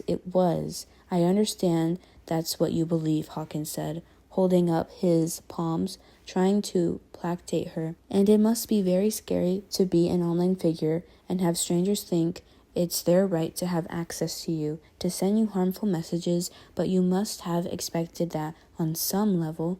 And I know you aren't the only one to have received hurtful messages from the public because of your podcast. I know Jason Bell has too. After you released season 1, he told me in an unofficial capacity, we played tennis sometimes, he said in explanation. But anyway, I'm sorry, I'm just not seeing a clear connection between these online messages and these other incidents, he said. The last word differently, leaned on it a little too hard, so that it came out of his mouth sideways. He didn't believe her, even after everything. Hawkins didn't believe her. Pip had known this was how it would be. She'd warned Ravi, but faced with it now, in the moment, she couldn't believe he didn't believe her, now that she believed herself, and the heat under her skin became something else, the cold, heavy, downward pull of betrayal. Hawkins lowered the papers to the table. Pip, he said, his voice softer, gentler, like how he might talk to a lost child. I think that after everything you've been through, and I truly am sorry for my part in that you had to take all this on alone, but I think you might be seeing a pattern that isn't here, and it's completely understandable after everything you've been through, that you might see danger around every corner, but she thought the same thing about herself not so long ago, and yet his words felt like a punch to the gut. Why had she allowed herself even a shred of hope that this would go another way? Stupid. You think I'm making it up, she said. It was a question. No, he said quickly. I think that you are dealing with a lot and still processing the trauma you went through, and maybe that's affecting how you are looking at this. You know, he paused, pinching the skin on his knuckle. When I first saw someone die in front of me, I wasn't okay for a long time. It was a stabbing victim, young woman. That sort of thing, it stays with you. His eyes softened as he glanced up, finally held Pip's gaze. Are you getting help? Talking to someone? I'm talking to you right now, she said, her voice rising. I was asking you for help. My mistake. I should have known better. It wasn't so long ago that we were standing in the room just like this, and I asked you for help to find Jamie Reynolds. You said no then too, and look where we all are now. I'm not saying no, Hawkins said, a small cough into his balled-up fist, and I am trying to help you, Pip, I really am. But a couple of dead pigeons and a message written on a public sidewalk, that's not a lot I can do. You must be able to understand that, of course. If you think you know who might be responsible, we can look into assuming them a warning. I don't know who it is, that's why I'm here. Okay, he said, his words starting loud and ending quiet, as though he were trying to hook into Pip's voice and bringing it back down, too. Well, perhaps you can go and have a little think of anyone you know who might be responsible for something like this. Anyone who might have grudged against you, or you mean a list of enemies? Pip gave an assuming sniff. No, not enemies. Again, I don't see anything here that indicates these events are necessarily connected, or that someone is targeting you specifically, or that you wish you harm. But if you have any thoughts on someone who might pull something like this to mess with you, I can certainly look into having a chat with them. Fantastic, Pip barked with an empty laugh. I'm so glad that you'll look into it. She clapped her hands once, making Hawkins flinch. You know, this is exactly why more than 50% of stalking crimes go unreported. This exact conversation we've had here. Congratulations on another episode of excellent police work. She darted forward to snatch her paper from the table beside him, the pages ripping at the air between them, cutting the room into his side against hers. She did have a stalker, and now that she thought it through, maybe this could be it. Exactly what she needed. Not Jane Doe, but this. One more case, the right one, and opportunity that handed it right to her. The universe might have aligned for once in her favor. This stalker could be the one, the case without that suffocating gray area, one with a clear moral right and a clear moral wrong, someone out there hating her, wanting to hurt her, that made them bad. On the other side was her, and maybe she wasn't all good, but she couldn't be all bad. Two opposing sides, as clean as she could hope for, and this time she was the subject. She got this wrong again. This would be no collateral, no blood on her hands, only hers, but if she got it right, maybe this could be the thing to fix her.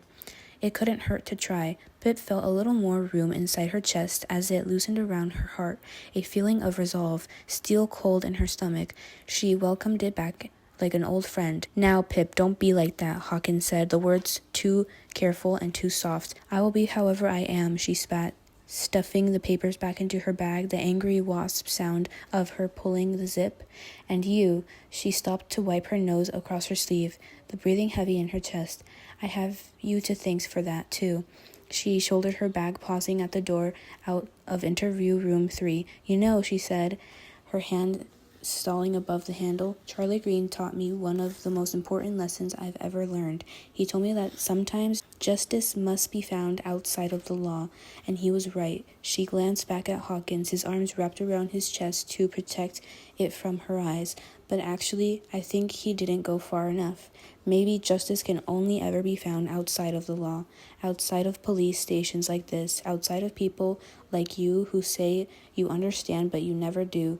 Hawkins unwrapped his arms and opened his mouth to answer, but Pip didn't let him. He was right, Charlie Green, she said, and I hope you never find him. Pip, there was a bite to Hawkins' voice now, a hard edge that she'd going to surface. That's not helpful. Oh, and she cut him off, her fingers gripping the handle too hard, like she might just bend the metal, leave her prints in it forever. Do me a favor. If I disappear, don't look for me. Don't even bother. Pip. But the door slamming behind her cut off the end of her name, filling the corner outside with the sound of old gunshots, 6 of them, burrowing down past her skin and her ribs, rebounding around her chest exactly where they belong. A new sound joined in, tapping in between the echoes of the gun. Footsteps, someone walking up the hallway toward her in a dark uniform, his long brown hair pushed back from his face, his eyes widening as he spotted her. Are you okay? Dan De Silva asked as she stormed past, the tunnels of their disturbed air colliding as she did. Pip barely caught the concerned look on his face before she was moving on. There wasn't time to answer, to stop or nod, or to say she was fine when it was clear she wasn't. She just needed to get out of here, out of the belly of the station where the gun first decided to follow her home. This very corridor where she'd walked the other way, wearing the blood of a dead man she couldn't save. There was no help for her here, and she was on her own again, but she had herself now and Robbie. She just needed to get out of this bad place and never come back. File name, list of potential enemies. Max Hastings has the most reason to hate me. Number 1 suspect. He is dangerous, we all know this. I didn't know I could hate anyone as much as I hate him, but if it is Max and he is planning to get me, I will get him first. Max's parents, ? Aunt Lau definitely hates me, only attempted to speak to him once since I got suspended for shoving him up against the lockers. He was always the prankster in the group, even when it crossed the line. Could this be him? Revenge for when I snapped on him? But the first "who will look for you" message was sent before we all fell out, ? Lauren Gibson, same reason as above. She's definitely petty enough to do something like this, especially if it was something Aunt suggested. Dead birds aren't her style, though. Connor, Cara, and Zach don't speak to Aunt or Lauren anymore, and Lauren blames me for that. Her effing boyfriend shouldn't have called me a liar then. Liar, liar, liar, liar, liar, liar, liar. Tom Nowak, Lauren's ex-boyfriend, gave me false information about Jamie Reynolds just to get on the podcast. Used me and I fell for it. In return, I humiliated him in front of the entire school and online. He deleted his socials after season 2 aired. Defined reason to hate me. He's still in town. Cara has seen him in the cafe. Daniel De Silva, even though Nat and I are close now, her brother has been a suspect of mine twice before, in both Andy's cases and Jamie's cases. I admitted this publicly on the podcast, so he definitely knows. I might have caused trouble between him and his wife for revealing that he was talking to Lila. Leslie from the Stop and Shop. Don't even know her last name, but she hates me after the incident with Ravi, and she was the protesters at Stanley's funeral. I screamed at her. Why were they there? Why couldn't they just leave him alone? Mary Scythe, another protester, and she was the one on Stanley's Friends, volunteered with him at the Fairview Mail. She said this was our town and he shouldn't be buried in it.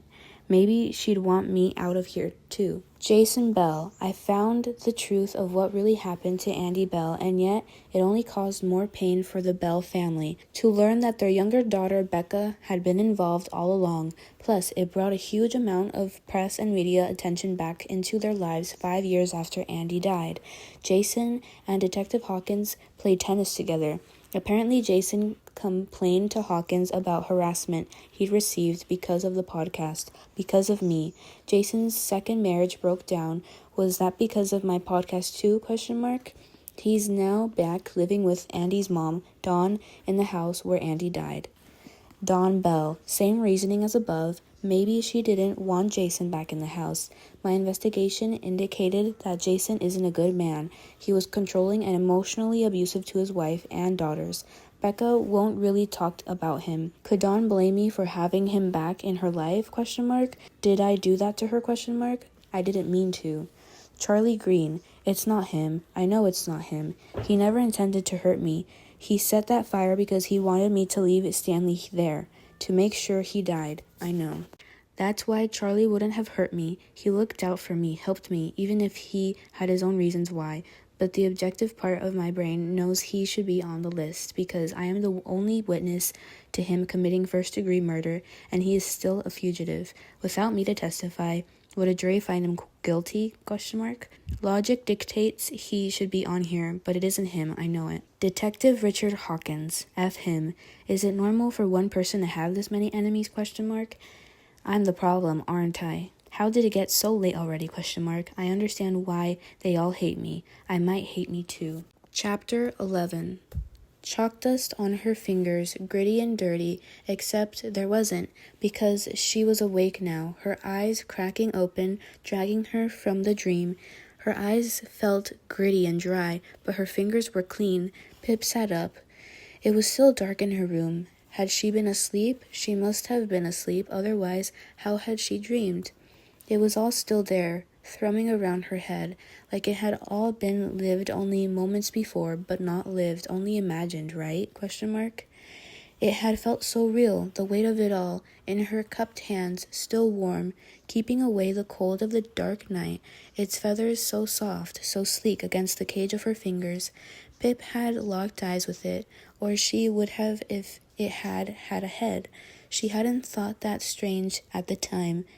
That was the way it was supposed to be, as she carried the small dead pigeon across the driveway, so soft, she almost didn't want to let it go, but as she had to, and rested the dead bird down on the brick driveway, shifting it to the space where its head should have been, was pointing toward her bedroom window, looking in through the gap in the curtains to watch Pip asleep in her bed, both here and there, But it hadn't finished there. There was more to do before she could rest. Another task. The chalk had already been in her hand, not nearly as nice to hold as the dead pigeon. Where had it come from? Pip didn't know, but she knew that she was supposed to do with it. She retraced her steps, remembering where the last ones had been. Then she stepped forward 3 times toward the house to find their new home. Knees on the cold driveway, the chalk in her hand around the down of the stub, her fingers red and raw as she dragged it along the lines of the bricks, downward legs, upward body, sideways arms, no head. She carried on until there were 5 stick figures, dancing together, slowly, making their way to Pip, asleep in her bed, to ask her to join them. Would she join them? She didn't know, but she was finished, and the chalk had dropped from her hands with a tiny clatter, chalk dust on her fingers, gritty and dirty. And then Pip pulled herself out of the dream, studying her fingers to know what was real and what wasn't.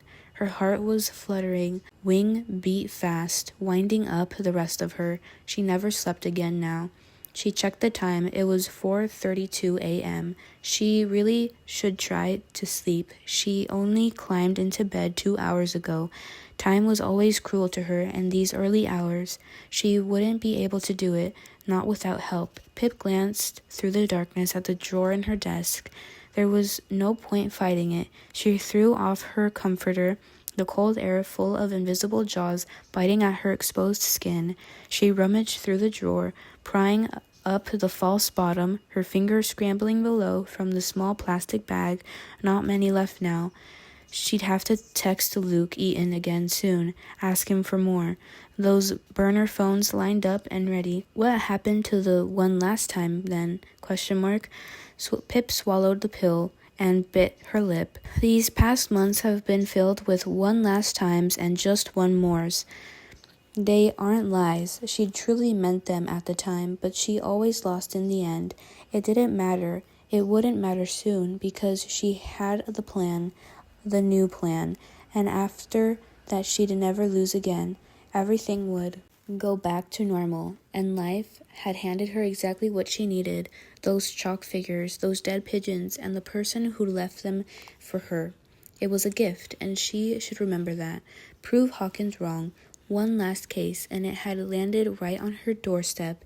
It was her against them this time. No Andy Bell, no Sal Sy, no Elliot Ward, no Becca Bell, no Jamie Reynolds, or Charlie Green, or Stanley Forbes, and no Jane Doe. The game had changed. Her against them. Save herself to save herself. There was a kind of thrill in it, watching someone as they didn't know you were there, invisible to them, disappeared. Ravi was walking up the drive to her house, she at her bedroom window, where she'd been for hours, watching. His arms were swinging, his hair morning messy, and the strange movement of his mouth like he was chewing the air, or singing to himself. She'd never seen him do that before, never around her. This was a different Ravi, one who thought he was alone, unobserved. Pip studied him and all the subtle differences to the Ravi he was when he was around her. She smiled to herself, wondered what he was singing. Maybe she could love this Ravi just as much, but she'd missed that look in his eyes when he was looking back at her. And then the moment went over. Pip faintly heard his familiar knock, long, short, long, but she couldn't move, needed to stay here and watch the drive. Her dad was here anyway. He would let Ravi in. He liked his small movements of time alone with Ravi. He'd make some sort of inappropriate joke, sage into the conversation about football or Ravi's internship, finishing off with an affectionate pat on the back, all while Ravi took off his shoes and neatly lined them up by the door, shuffling the laces inside too, and then that special laugh he saved for her, Dad. That was it, what she wanted, to live those small normal moments again. The scene would change somehow if she were there to disturb it. Pip blinked, her eyes watering from staring too long at the spot on the driveway, the sun glaring through the window. She couldn't look away. She might miss it. She heard Ravi's gentle thread up the stairs, his clicking knees, and her heartbeat picking up. The good kind of fast heart, not like what other triggery happy kind. No, don't think about that now. Why did she have to ruin every nice moment? Hello, Sarge, he said. the creaking sound of him pushing the door fully open. "Agent Ravi here, reporting for boyfriend duties." "Hello, Agent Ravi," Pip said, her breath fogging up at the glass in front of her. The smile was back, fighting her until she gave in. "I see," he said, "not even a glance back, or one of your scornful looks. Not a hug, not a kiss, not an, 'Oh, Ravi, darling, you look devilishly handsome today, and you smell like a spring dream.' Oh, Pip, my dear, you are too kind to notice. It's a new deodorant I'm trying." A pause. "No, but seriously, what are you doing? Can you hear me? Am I a ghost, Pip?" "Sorry," she said, eyes straight. I'm watching the driveway." "You're what?" "Watching the drive," she said, her own reflection getting in the way.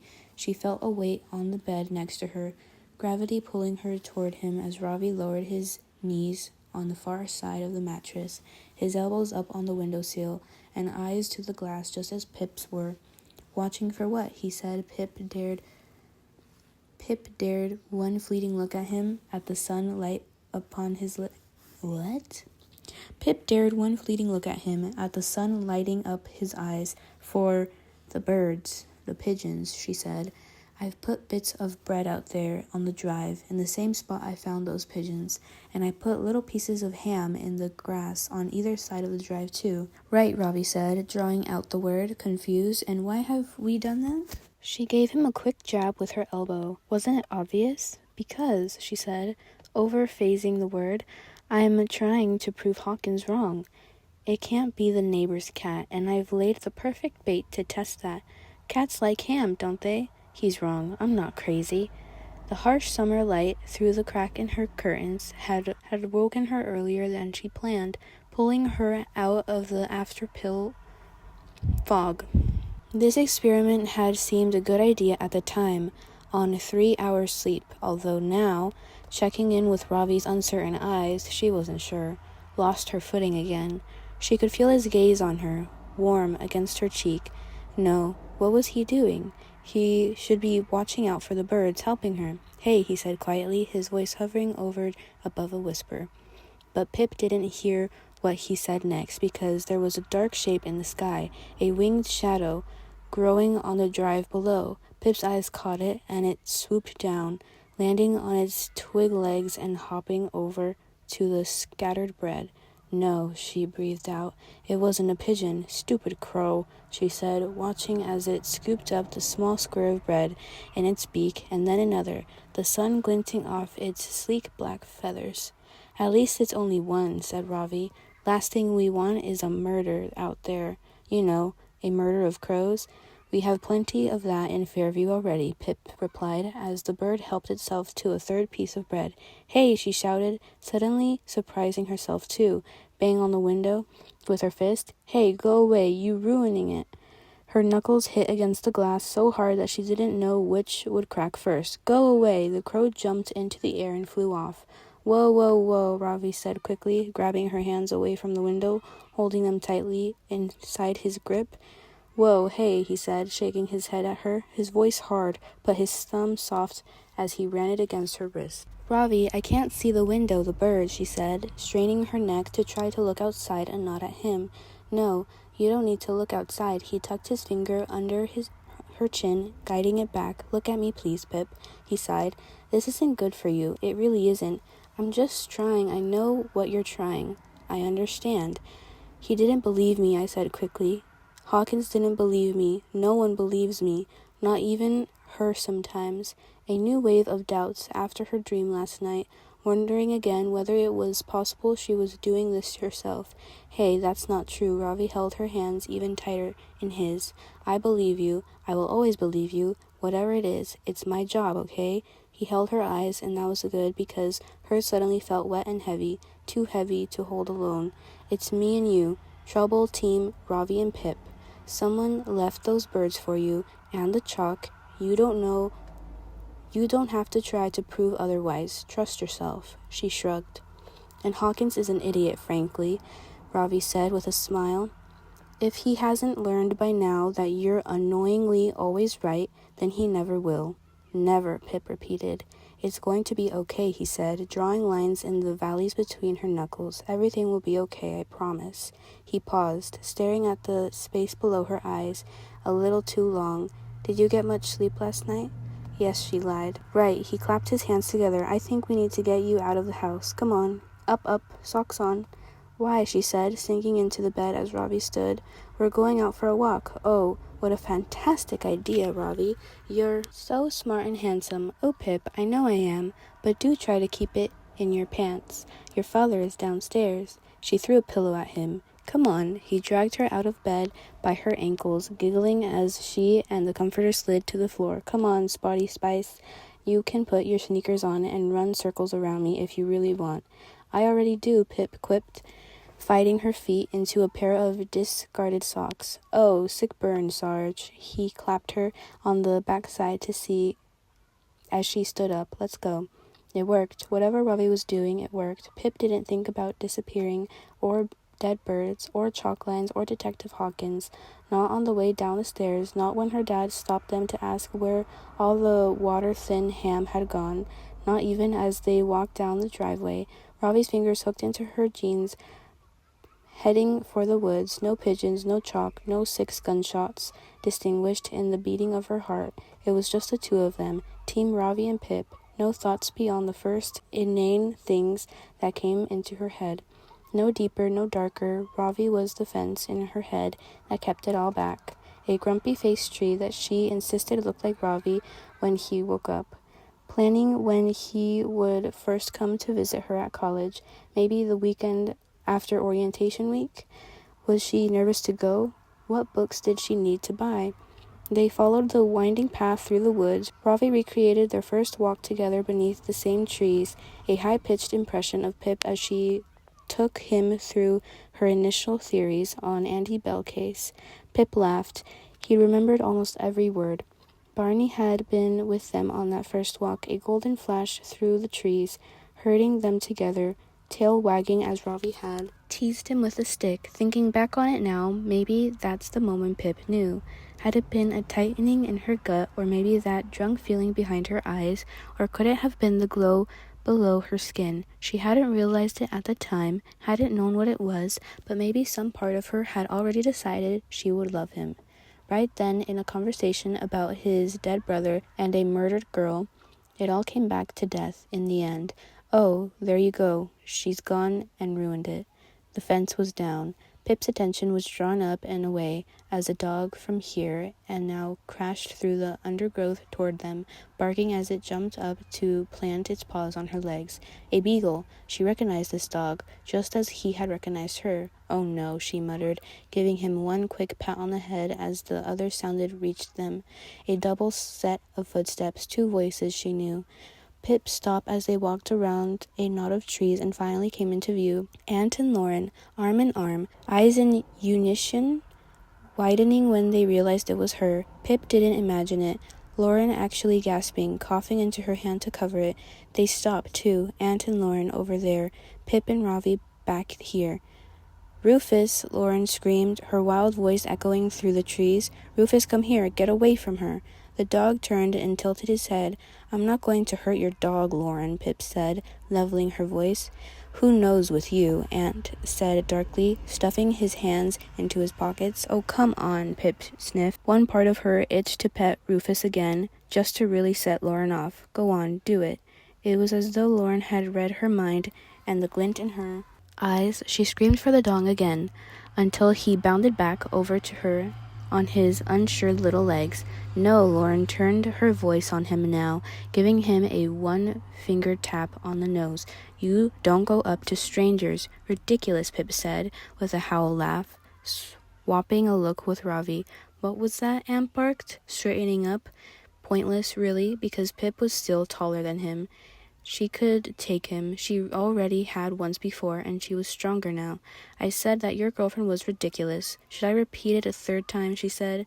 Pip could feel Ravi's arm tensing against hers. He hated confrontation, hated it, and even so, Pip knew he would go to war for her if she ever asked. She didn't need him now, though. She had this, almost like she'd been waiting for this encounter, felt herself coming alive with it. Well, don't talk about her like that. Ant brought his hands back out, flexed them against his sides. When are you leaving for college? Why? Pip said. Are you waiting for me to disappear? She studied her face carefully. The wind whipped Lauren's red hair across her forehead, strands catching across her narrowed eyes. She blinked. One side of Ant's mouth pulled up in a sneer. What the F are you talking about? He said. No, I know, Pip nodded. You must feel really embarrassed. You accused me, Connor and Jamie, of orchestrating his disappearance for money just hours after we all found out a serial rapist walked free. Are you the ones who spoke to the reporter? I guess it doesn't matter anymore. And now Jamie's alive, but another man is dead, and you must feel really quite stupid about the whole thing. Deserved to die, though, didn't he? So I guess it all worked out nicely in the end. He winked. He effing winked at her. The gun was back in Pip's heart, pointing through her chest at Ant, backbone curling and her teeth bared. Don't you ever say that again. She pushed the words through her teeth. Dark and dangerous. Don't you ever say that in front of me. Ravi retook her hand and she didn't feel it. She wasn't in her body anymore.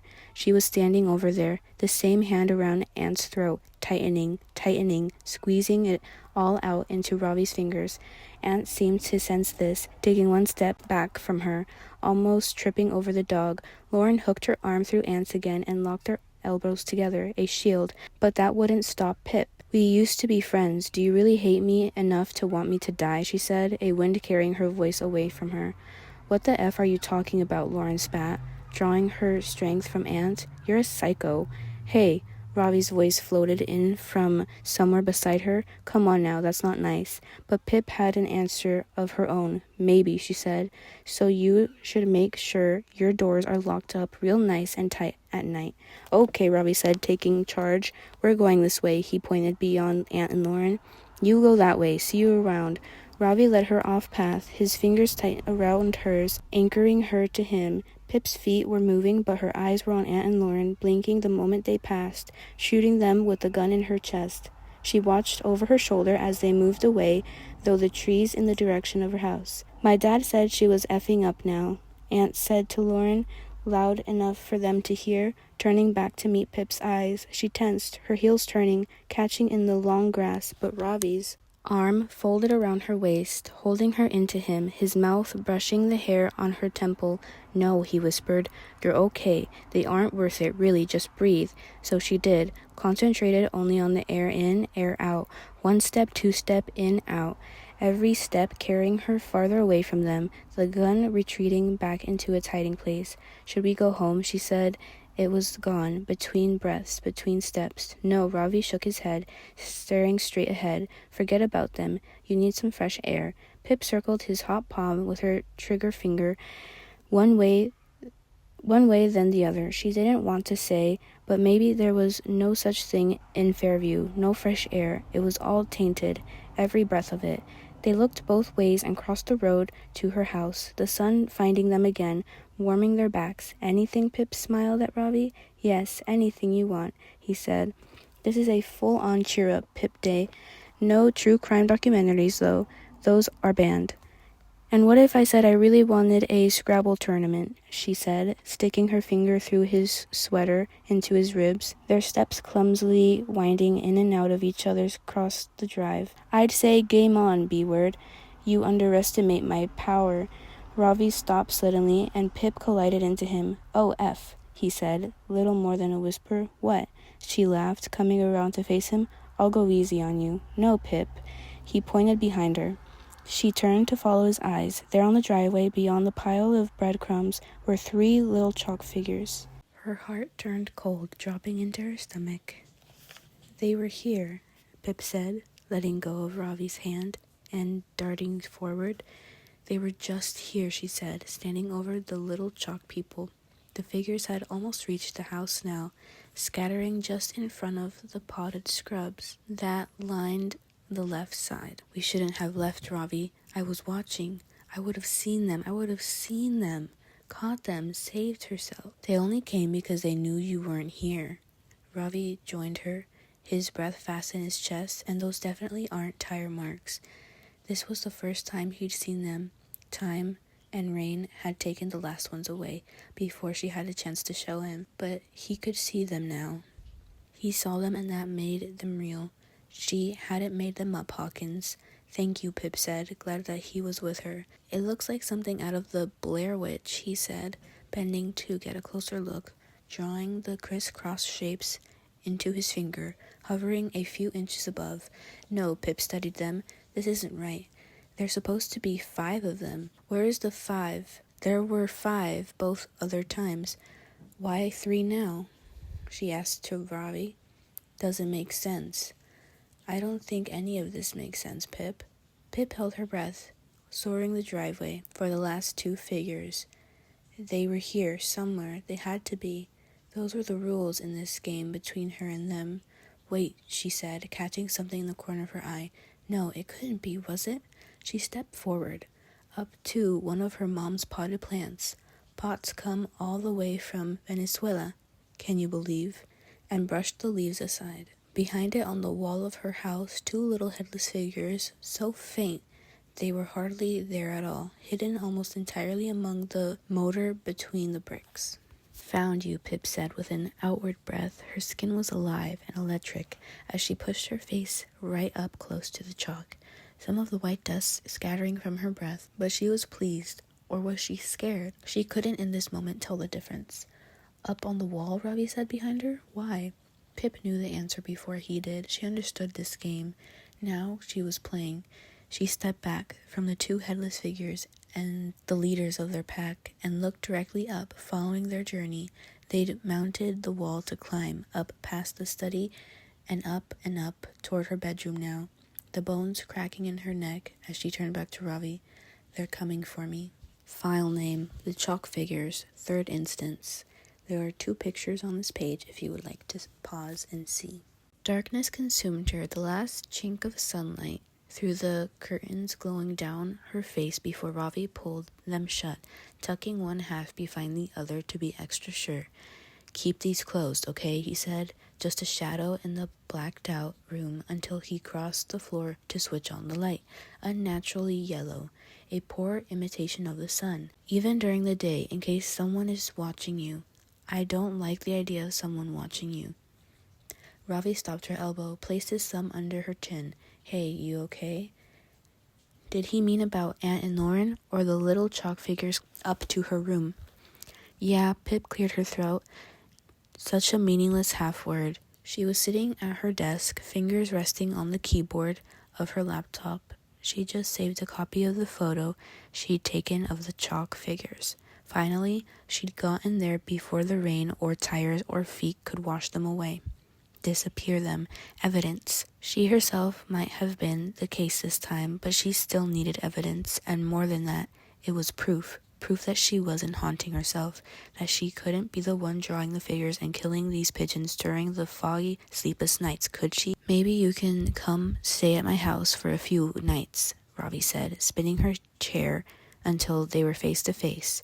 Mom wouldn't mind. I'd have to leave early from Monday, but that's okay. Pip shook her head. It's fine, she said. I'm fine. It wasn't fine, but that was the whole point. There was no running away from this. She'd asked for it. She needed it. This was how she would make herself fine again. And the scarier it got, the more perfect the fit, out of the gray area into something she could comprehend, something she could live with. Black and white, good and bad, thank you. You're not fine, Robbie said, running his fingers through his dark hair, long enough now that it had started to curl at the ends. This isn't fine. I know it isn't easy to forget after all the effed up things we've been through, but this isn't normal. He stared at her. You know this isn't normal, don't you? Yes, she said, I know that. I went to the police yesterday, like you wanted. I tried to do the normal thing, but I guess it's down to me to fix it again. She pulled a line of loose skin along one fingernail, a bubble of blood greeting her from the deep. I'll fix it. How are you going to do that? Robbie asked, a hardened edge in his voice. Was that doubt? No, he couldn't lose faith in her too. He was the last one left. Does your dad know about this? He asked. She nodded. He knows about the dead birds. We found the first one together. Mom told him it was the Williams's cat, though that's the logical solution. I told him about the chalk marks, but he never saw them. They were gone by the time he got home. I think him driving over them was why they disappeared even. Let's go show him now, Ravi said, the edge in his voice more slippery now, more urgent. Come on. Ravi, she sighed. What's he going to do about it? He's your dad, he said, with an exaggerated shrug, like it was the most obvious thing in the world. And he's 6'6". I definitely want him on my team in any fight. He's a corporate lawyer, she said, turning, catching sight of her far-off eyes in the sleeping face of her laptop. If this were a problem about mergers and acquisitions, yeah, he'd be the guy, but not this. She took a deep breath, watched a dark mirrored version of herself do the same. This is for me. This is what I'm good at. I can do this. This isn't a test for you, Ravi said, scratching the phantom itch at the back of his head. He was wrong. That's exactly what it was. A trial, a final judgment. This isn't a school project or a season of the podcast. This isn't something you can win or lose. I don't want to argue, she said quietly. No, hey, no. He bent down until his eyes were level with hers. We're not arguing. I'm just worried about you, okay? I want to keep you safe. I love you. Always will. No matter how many times you almost give me a heart attack or nervous breakdown. It's just...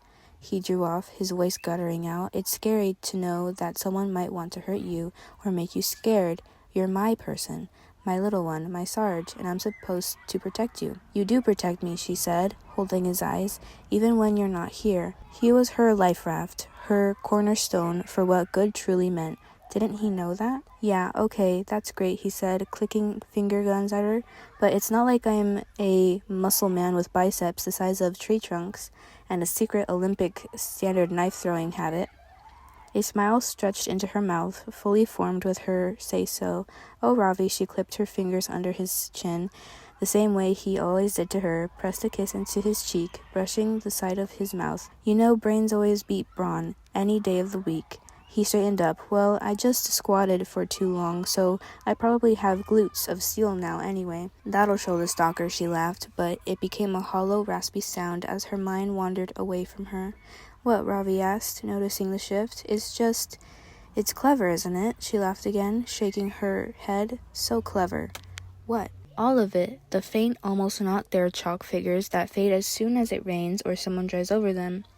The 2 first times I didn't take photos before they were gone, so when I told Hawkins about them, he thought I was insane or seeing things that aren't there, discrediting me right from the get-go. I even wondered whether I was seeing things, and the dead birds. She clapped her hands against her thigh. So clever. If it were a dead cat or a dead dog, she flinched at her own words, Barney flashing into her mind, it would be a different story.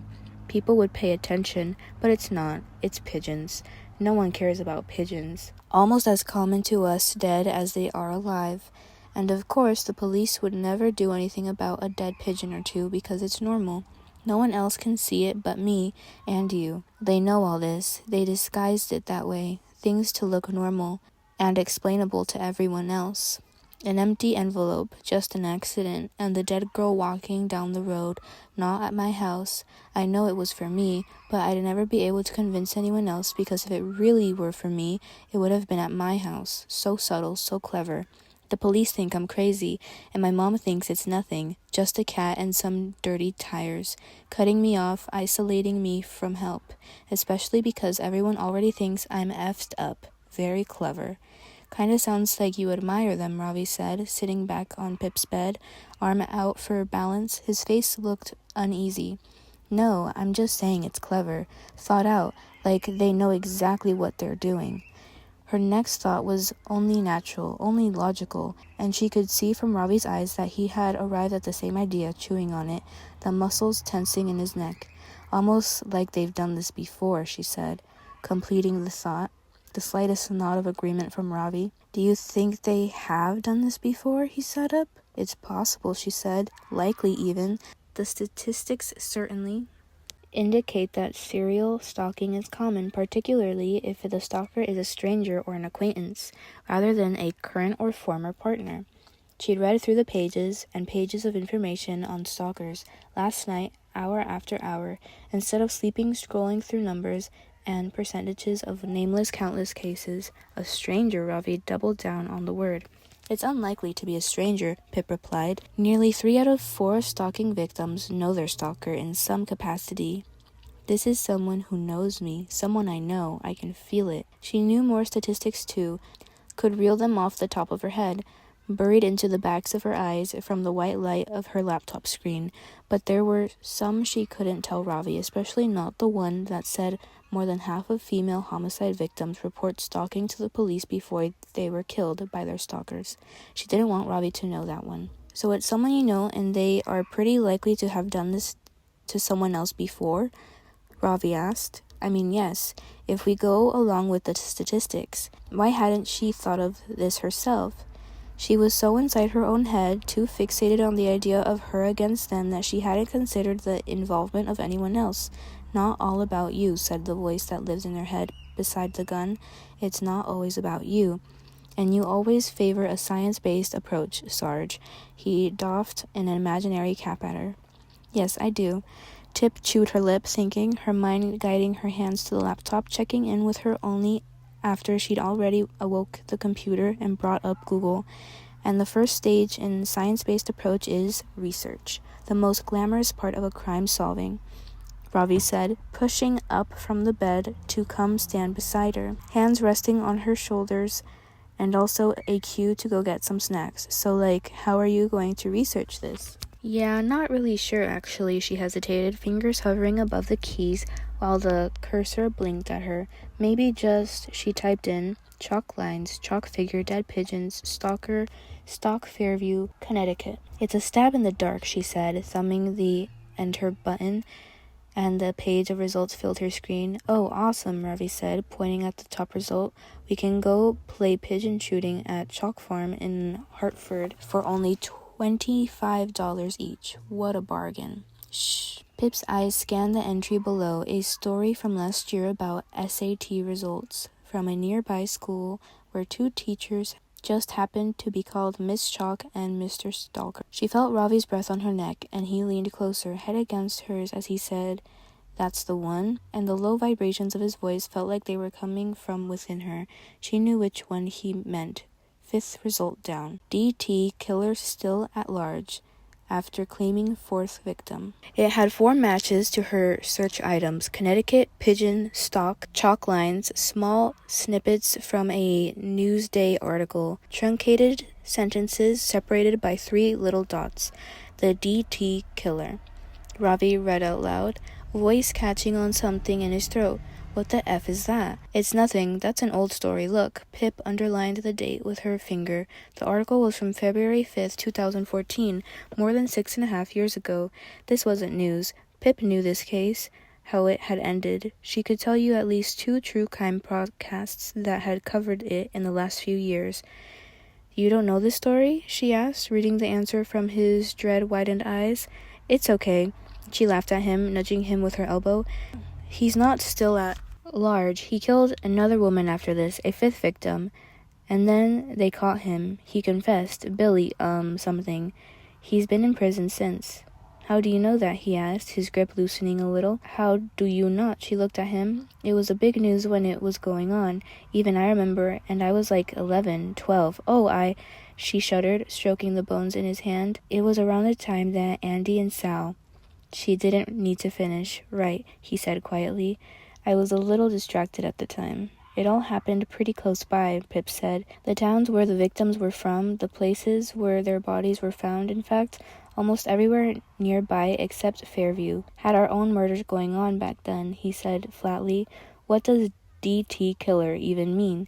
Oh, it was the media's name for him. You know, a serial killer's got to have a creepy name. Sells more papers. Short for the duct tape killer, she paused. The local newspaper used to refer to him as the Stanford Strangler.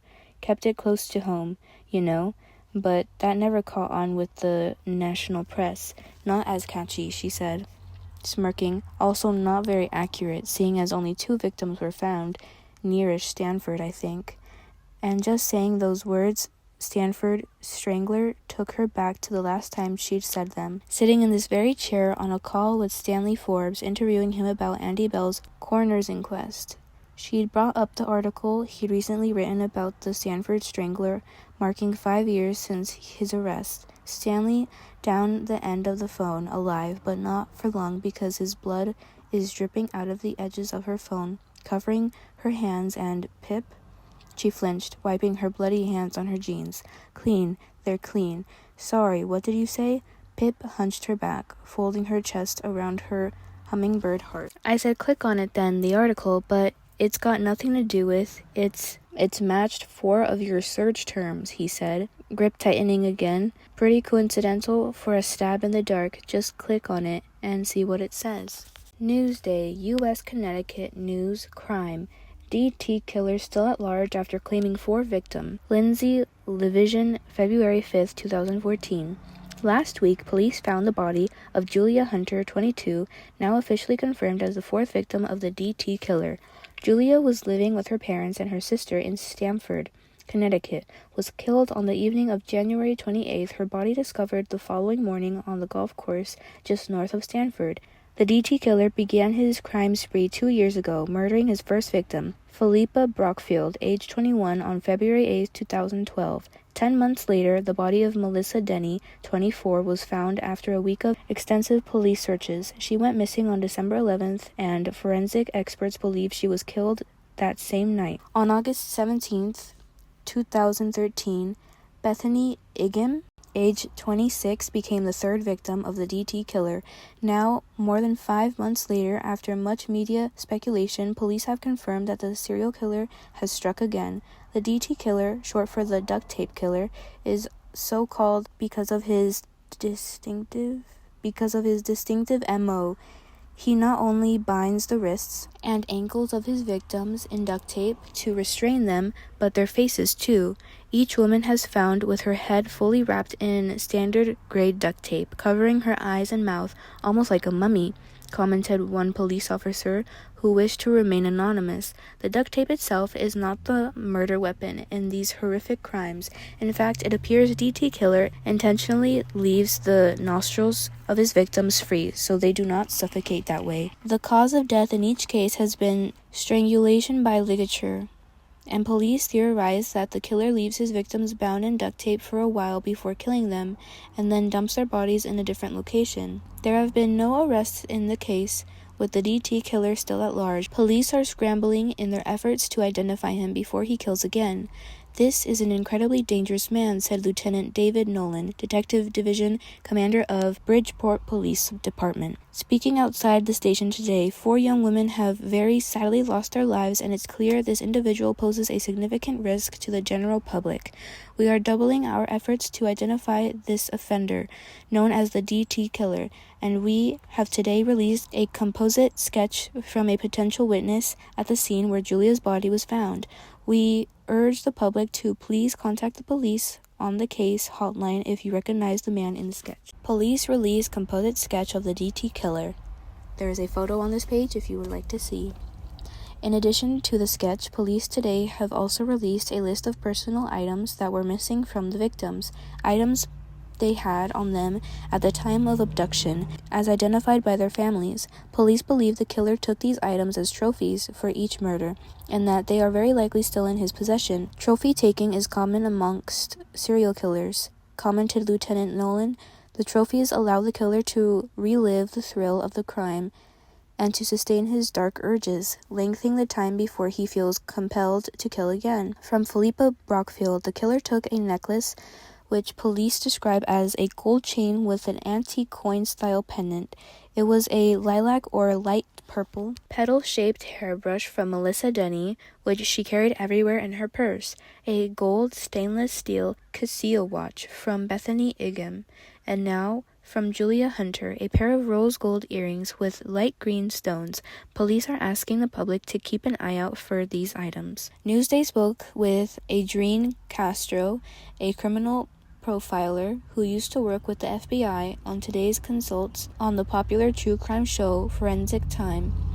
As Castro gave us her expert opinion on the DT killer based on all the information police have released so far. As ever, profiling is not an exact science, but I think we can draw some tentative conclusions from this criminal's behavior and his choice of victim. This is a white man who could be anywhere between his early 20s to his mid-40s. These aren't compulsive acts. These murders are planned and methodical, and our killer likely has an average to high IQ.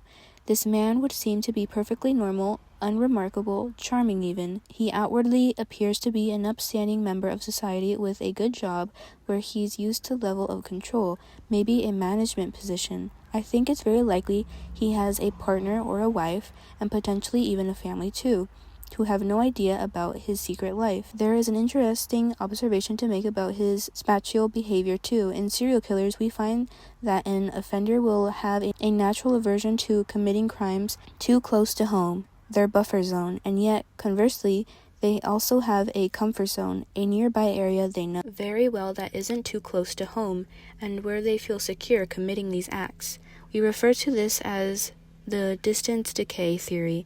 It's interesting to note that these victims were all from different towns and cities in Fairfield County, and their bodies too were all spread out in different locations in the comfort zone area. This leads me to believe that our killer lives in a different nearby location, one that hasn't yet come up in the investigation, his untouched buffer zone. As to his motive, I think we all have here in something that underpins a lot of serial killings. Misogyny, essentially. This man has very strong feelings about women. He hates them. These victims are all attractive, educated, intelligent young women, and there is something there that this killer finds utterly intolerable.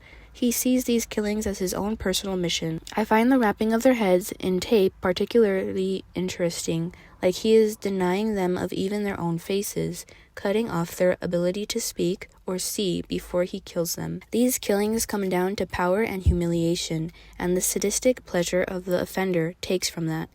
It's likely the signs were here from a young age, and he started out by harming family pets as a boy. I would not be surprised if somewhere in his position he keeps a manifesto with all his thoughts about women and how they should look or behave in order to be acceptable.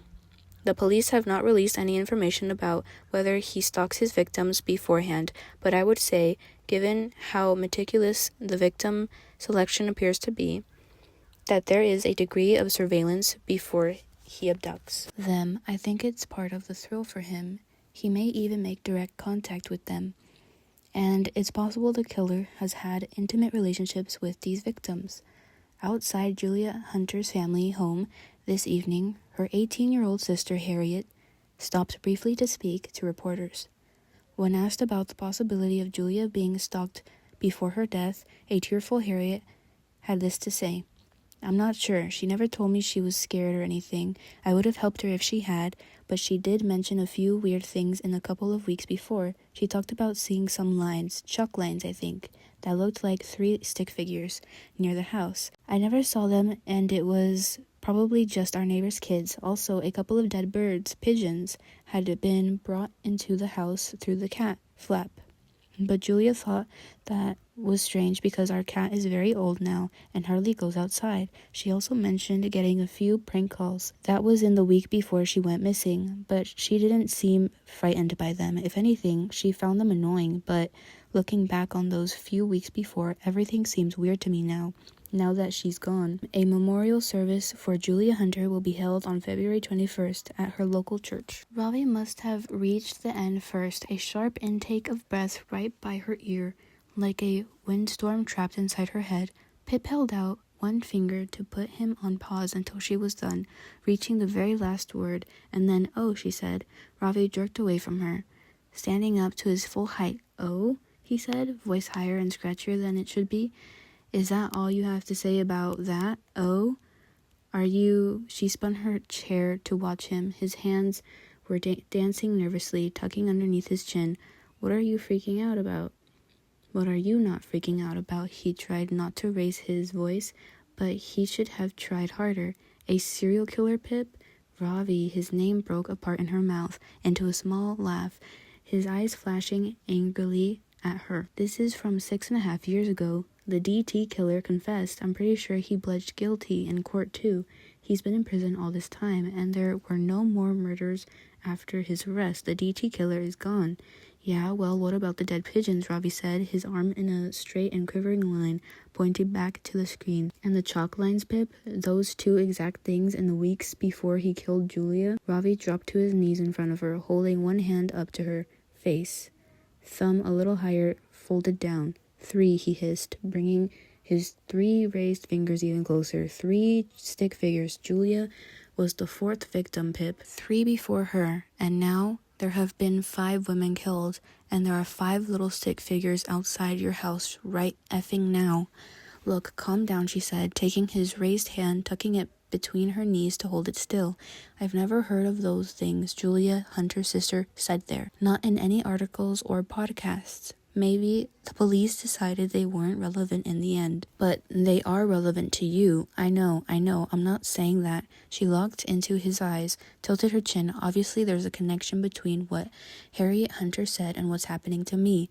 Well, I haven't had any mysterious phone calls yet. Ravi cut across her, his hand trying to escape. But the DT killer is in prison. Look, she released his hand and turned back to the laptop, typing DT killer into a new search page and pressing enter. Ah, Billy Curris. Yes, that's his name, she said, scrolling down the page to results to show Ravi. See, age 30 when he was arrested. He confessed to the police in an interview, and see, yup, he's also pleaded guilty to all 5 murders. No need for a trial. He's and will be for the rest of his life. Doesn't really look like the police sketch, Ravi sniffed, his hand finding its own way back between her knees. Well, kind of. She squinted at Billy Curris's mugshot. Greasy dark brown hair pushed back from his forehead, green eyes, and almost jumped right out of his face, startled by the camera. No one ever really does anyway. That seemed to help Ravi a little, putting a face to the name, the proof unrolling before his eyes as Pip clicked onto the second page of results. She stopped, scrolled back up. Something had caught her eye. A number, a month. What? Ravi asked her, a tremor in his hand that pressed through to her. Oh, it's nothing, she said, shaking her head as she knew she meant it. Nothing really, just, I never realized before, the final victim of the DT killer, Tara Yates. She was killed on April 18th, 2014. He looked at her, the same glint of recognition in his eyes, mirroring back her own. She watched herself, the rapt version of her, trapped in the darks of his eyes. Well, one of them had to say it out loud. The same night Andy Bell died, she said. That is weird, he said. He dropped his gaze, and the Pip that lived in them slipped away. This is all weird, all of it. Okay, he's in prison, but so why is someone doing the exact same thing to you as happened to Julia Hunter before she died? To all the victims, potentially. And don't tell me it's a coincidence, because that's a lie. You don't believe in coincidences. He had her there. No, I know, I don't know. She stopped to laugh at herself, unsure why she had. It didn't belong here. Obviously, that can't be a coincidence. Maybe someone wants me to think I'm being stalked by the DT killer. Why would someone want that? Ravi, I don't know. She felt defensive all of a sudden. Hot, defense going up again, but this time to keep Ravi out. Maybe someone wants to drive me crazy, push me over the edge. They wouldn't have to push very hard at all. She'd walked herself right up to the edge, toes hanging over the drop. One sharp breath to the back of her neck would probably do it. Just one question between her and that long fall down. Who will look for you when you're the one who disappears? And no one has been killed since this Billy guy was arrested? Ravi double-checked. No, Pip said. And it's very distinctive MO, the duct tape around the face. Move over a sec, Ravi said, rolling her chair away from the desk, her hands falling from the laptop. Hey, I'm just seeing something, he said, kneeling in front of the screen. He flicked to the top of the page, deleted the current search items, and typed in Billy Curris innocent? Pip sighed, watching him scroll quickly through the results. Ravi, he confessed and he pleaded guilty. The DT killer is behind bars, not outside my house. There was a crackling sound in Ravi's throat, somewhere between a gasp and a cough. There's a Facebook page, he said. For what? Pip dug in her heels to scoot the chair back. A page called Billy Curris is Innocent. He clicked on it, and Billy Curris's mugshot filled the screen as the banner image. His face looked softer the second time, somehow. Younger. Well, of course there is, Pip said, pulling up to Ravi's side. I bet there's a Facebook page proclaiming the innocence of every single serial killer. I'd bet there's even one for Ted Bundy. Ravi covered the arrow above the About tab, pressed his thumb into the trackpad to bring it up. Oh, shit. he said, scanning the page. It's run by his mom. Look, Maria Carras. Poor woman, Pip said quietly. Of course she thinks her own kid is innocent. On May 16, 2014, after sitting in a police interview for 9 hours without a break, my son gave a false confession to crimes he did not commit. A confession coerced by intense and illegal police interrogation tactics. Ravi read from the screen, recanted the next morning after some sleep, but it was already too late. The police had what they needed. A false confession? Pip said, looking into Billy Carras's eyes as though the question were for him. No, it couldn't be. Those were the eyes of the DT killer staring back at her. They had to be. Otherwise, serious systematic fails in our criminal justice system. Ravi started skipping into the next paragraph. Need 3,000 signatures on the petition to Congresswoman. Oh man, she only has 29 signatures so far. Trying to bring Billy's case to the attention of the Innocent Project so we can appeal the conviction. He stopped. Oh look, she's even put her phone number in the contact information section. Please contact me if you have any legal experience or media connections and think you can help me with Billy's case or would like to help collect signatures. Please note, prank callers will be reported to the police. He turned from the screen, locked eyes with Pip. What, she said, reading the answer in the downturn of his mouth. Well, of course, she thinks he's innocent. She's his mom. That's not proof. But it's a question mark, he said firmly, dragging Pip and the chair closer. You should call her, talk to her, see what her reasons are. Pip shook her head. I don't want to disturb this poor woman, give her false hope for no reason. She clearly has been through enough. Yeah, Ravi ran his hand up her leg. The very same thing my mom went through, and I went through, when everyone thought Sal killed Andy Bell. And how did that come to an end again? He said, tapping a finger to his chin while he pretended to grapple for the memory. Oh yeah, with an unsolicited knock at the door from an overly persistent Pippus Maximus. That was entirely different, she said, turning away from him, because she knew if she looked at him any longer, she'd convince her to do it.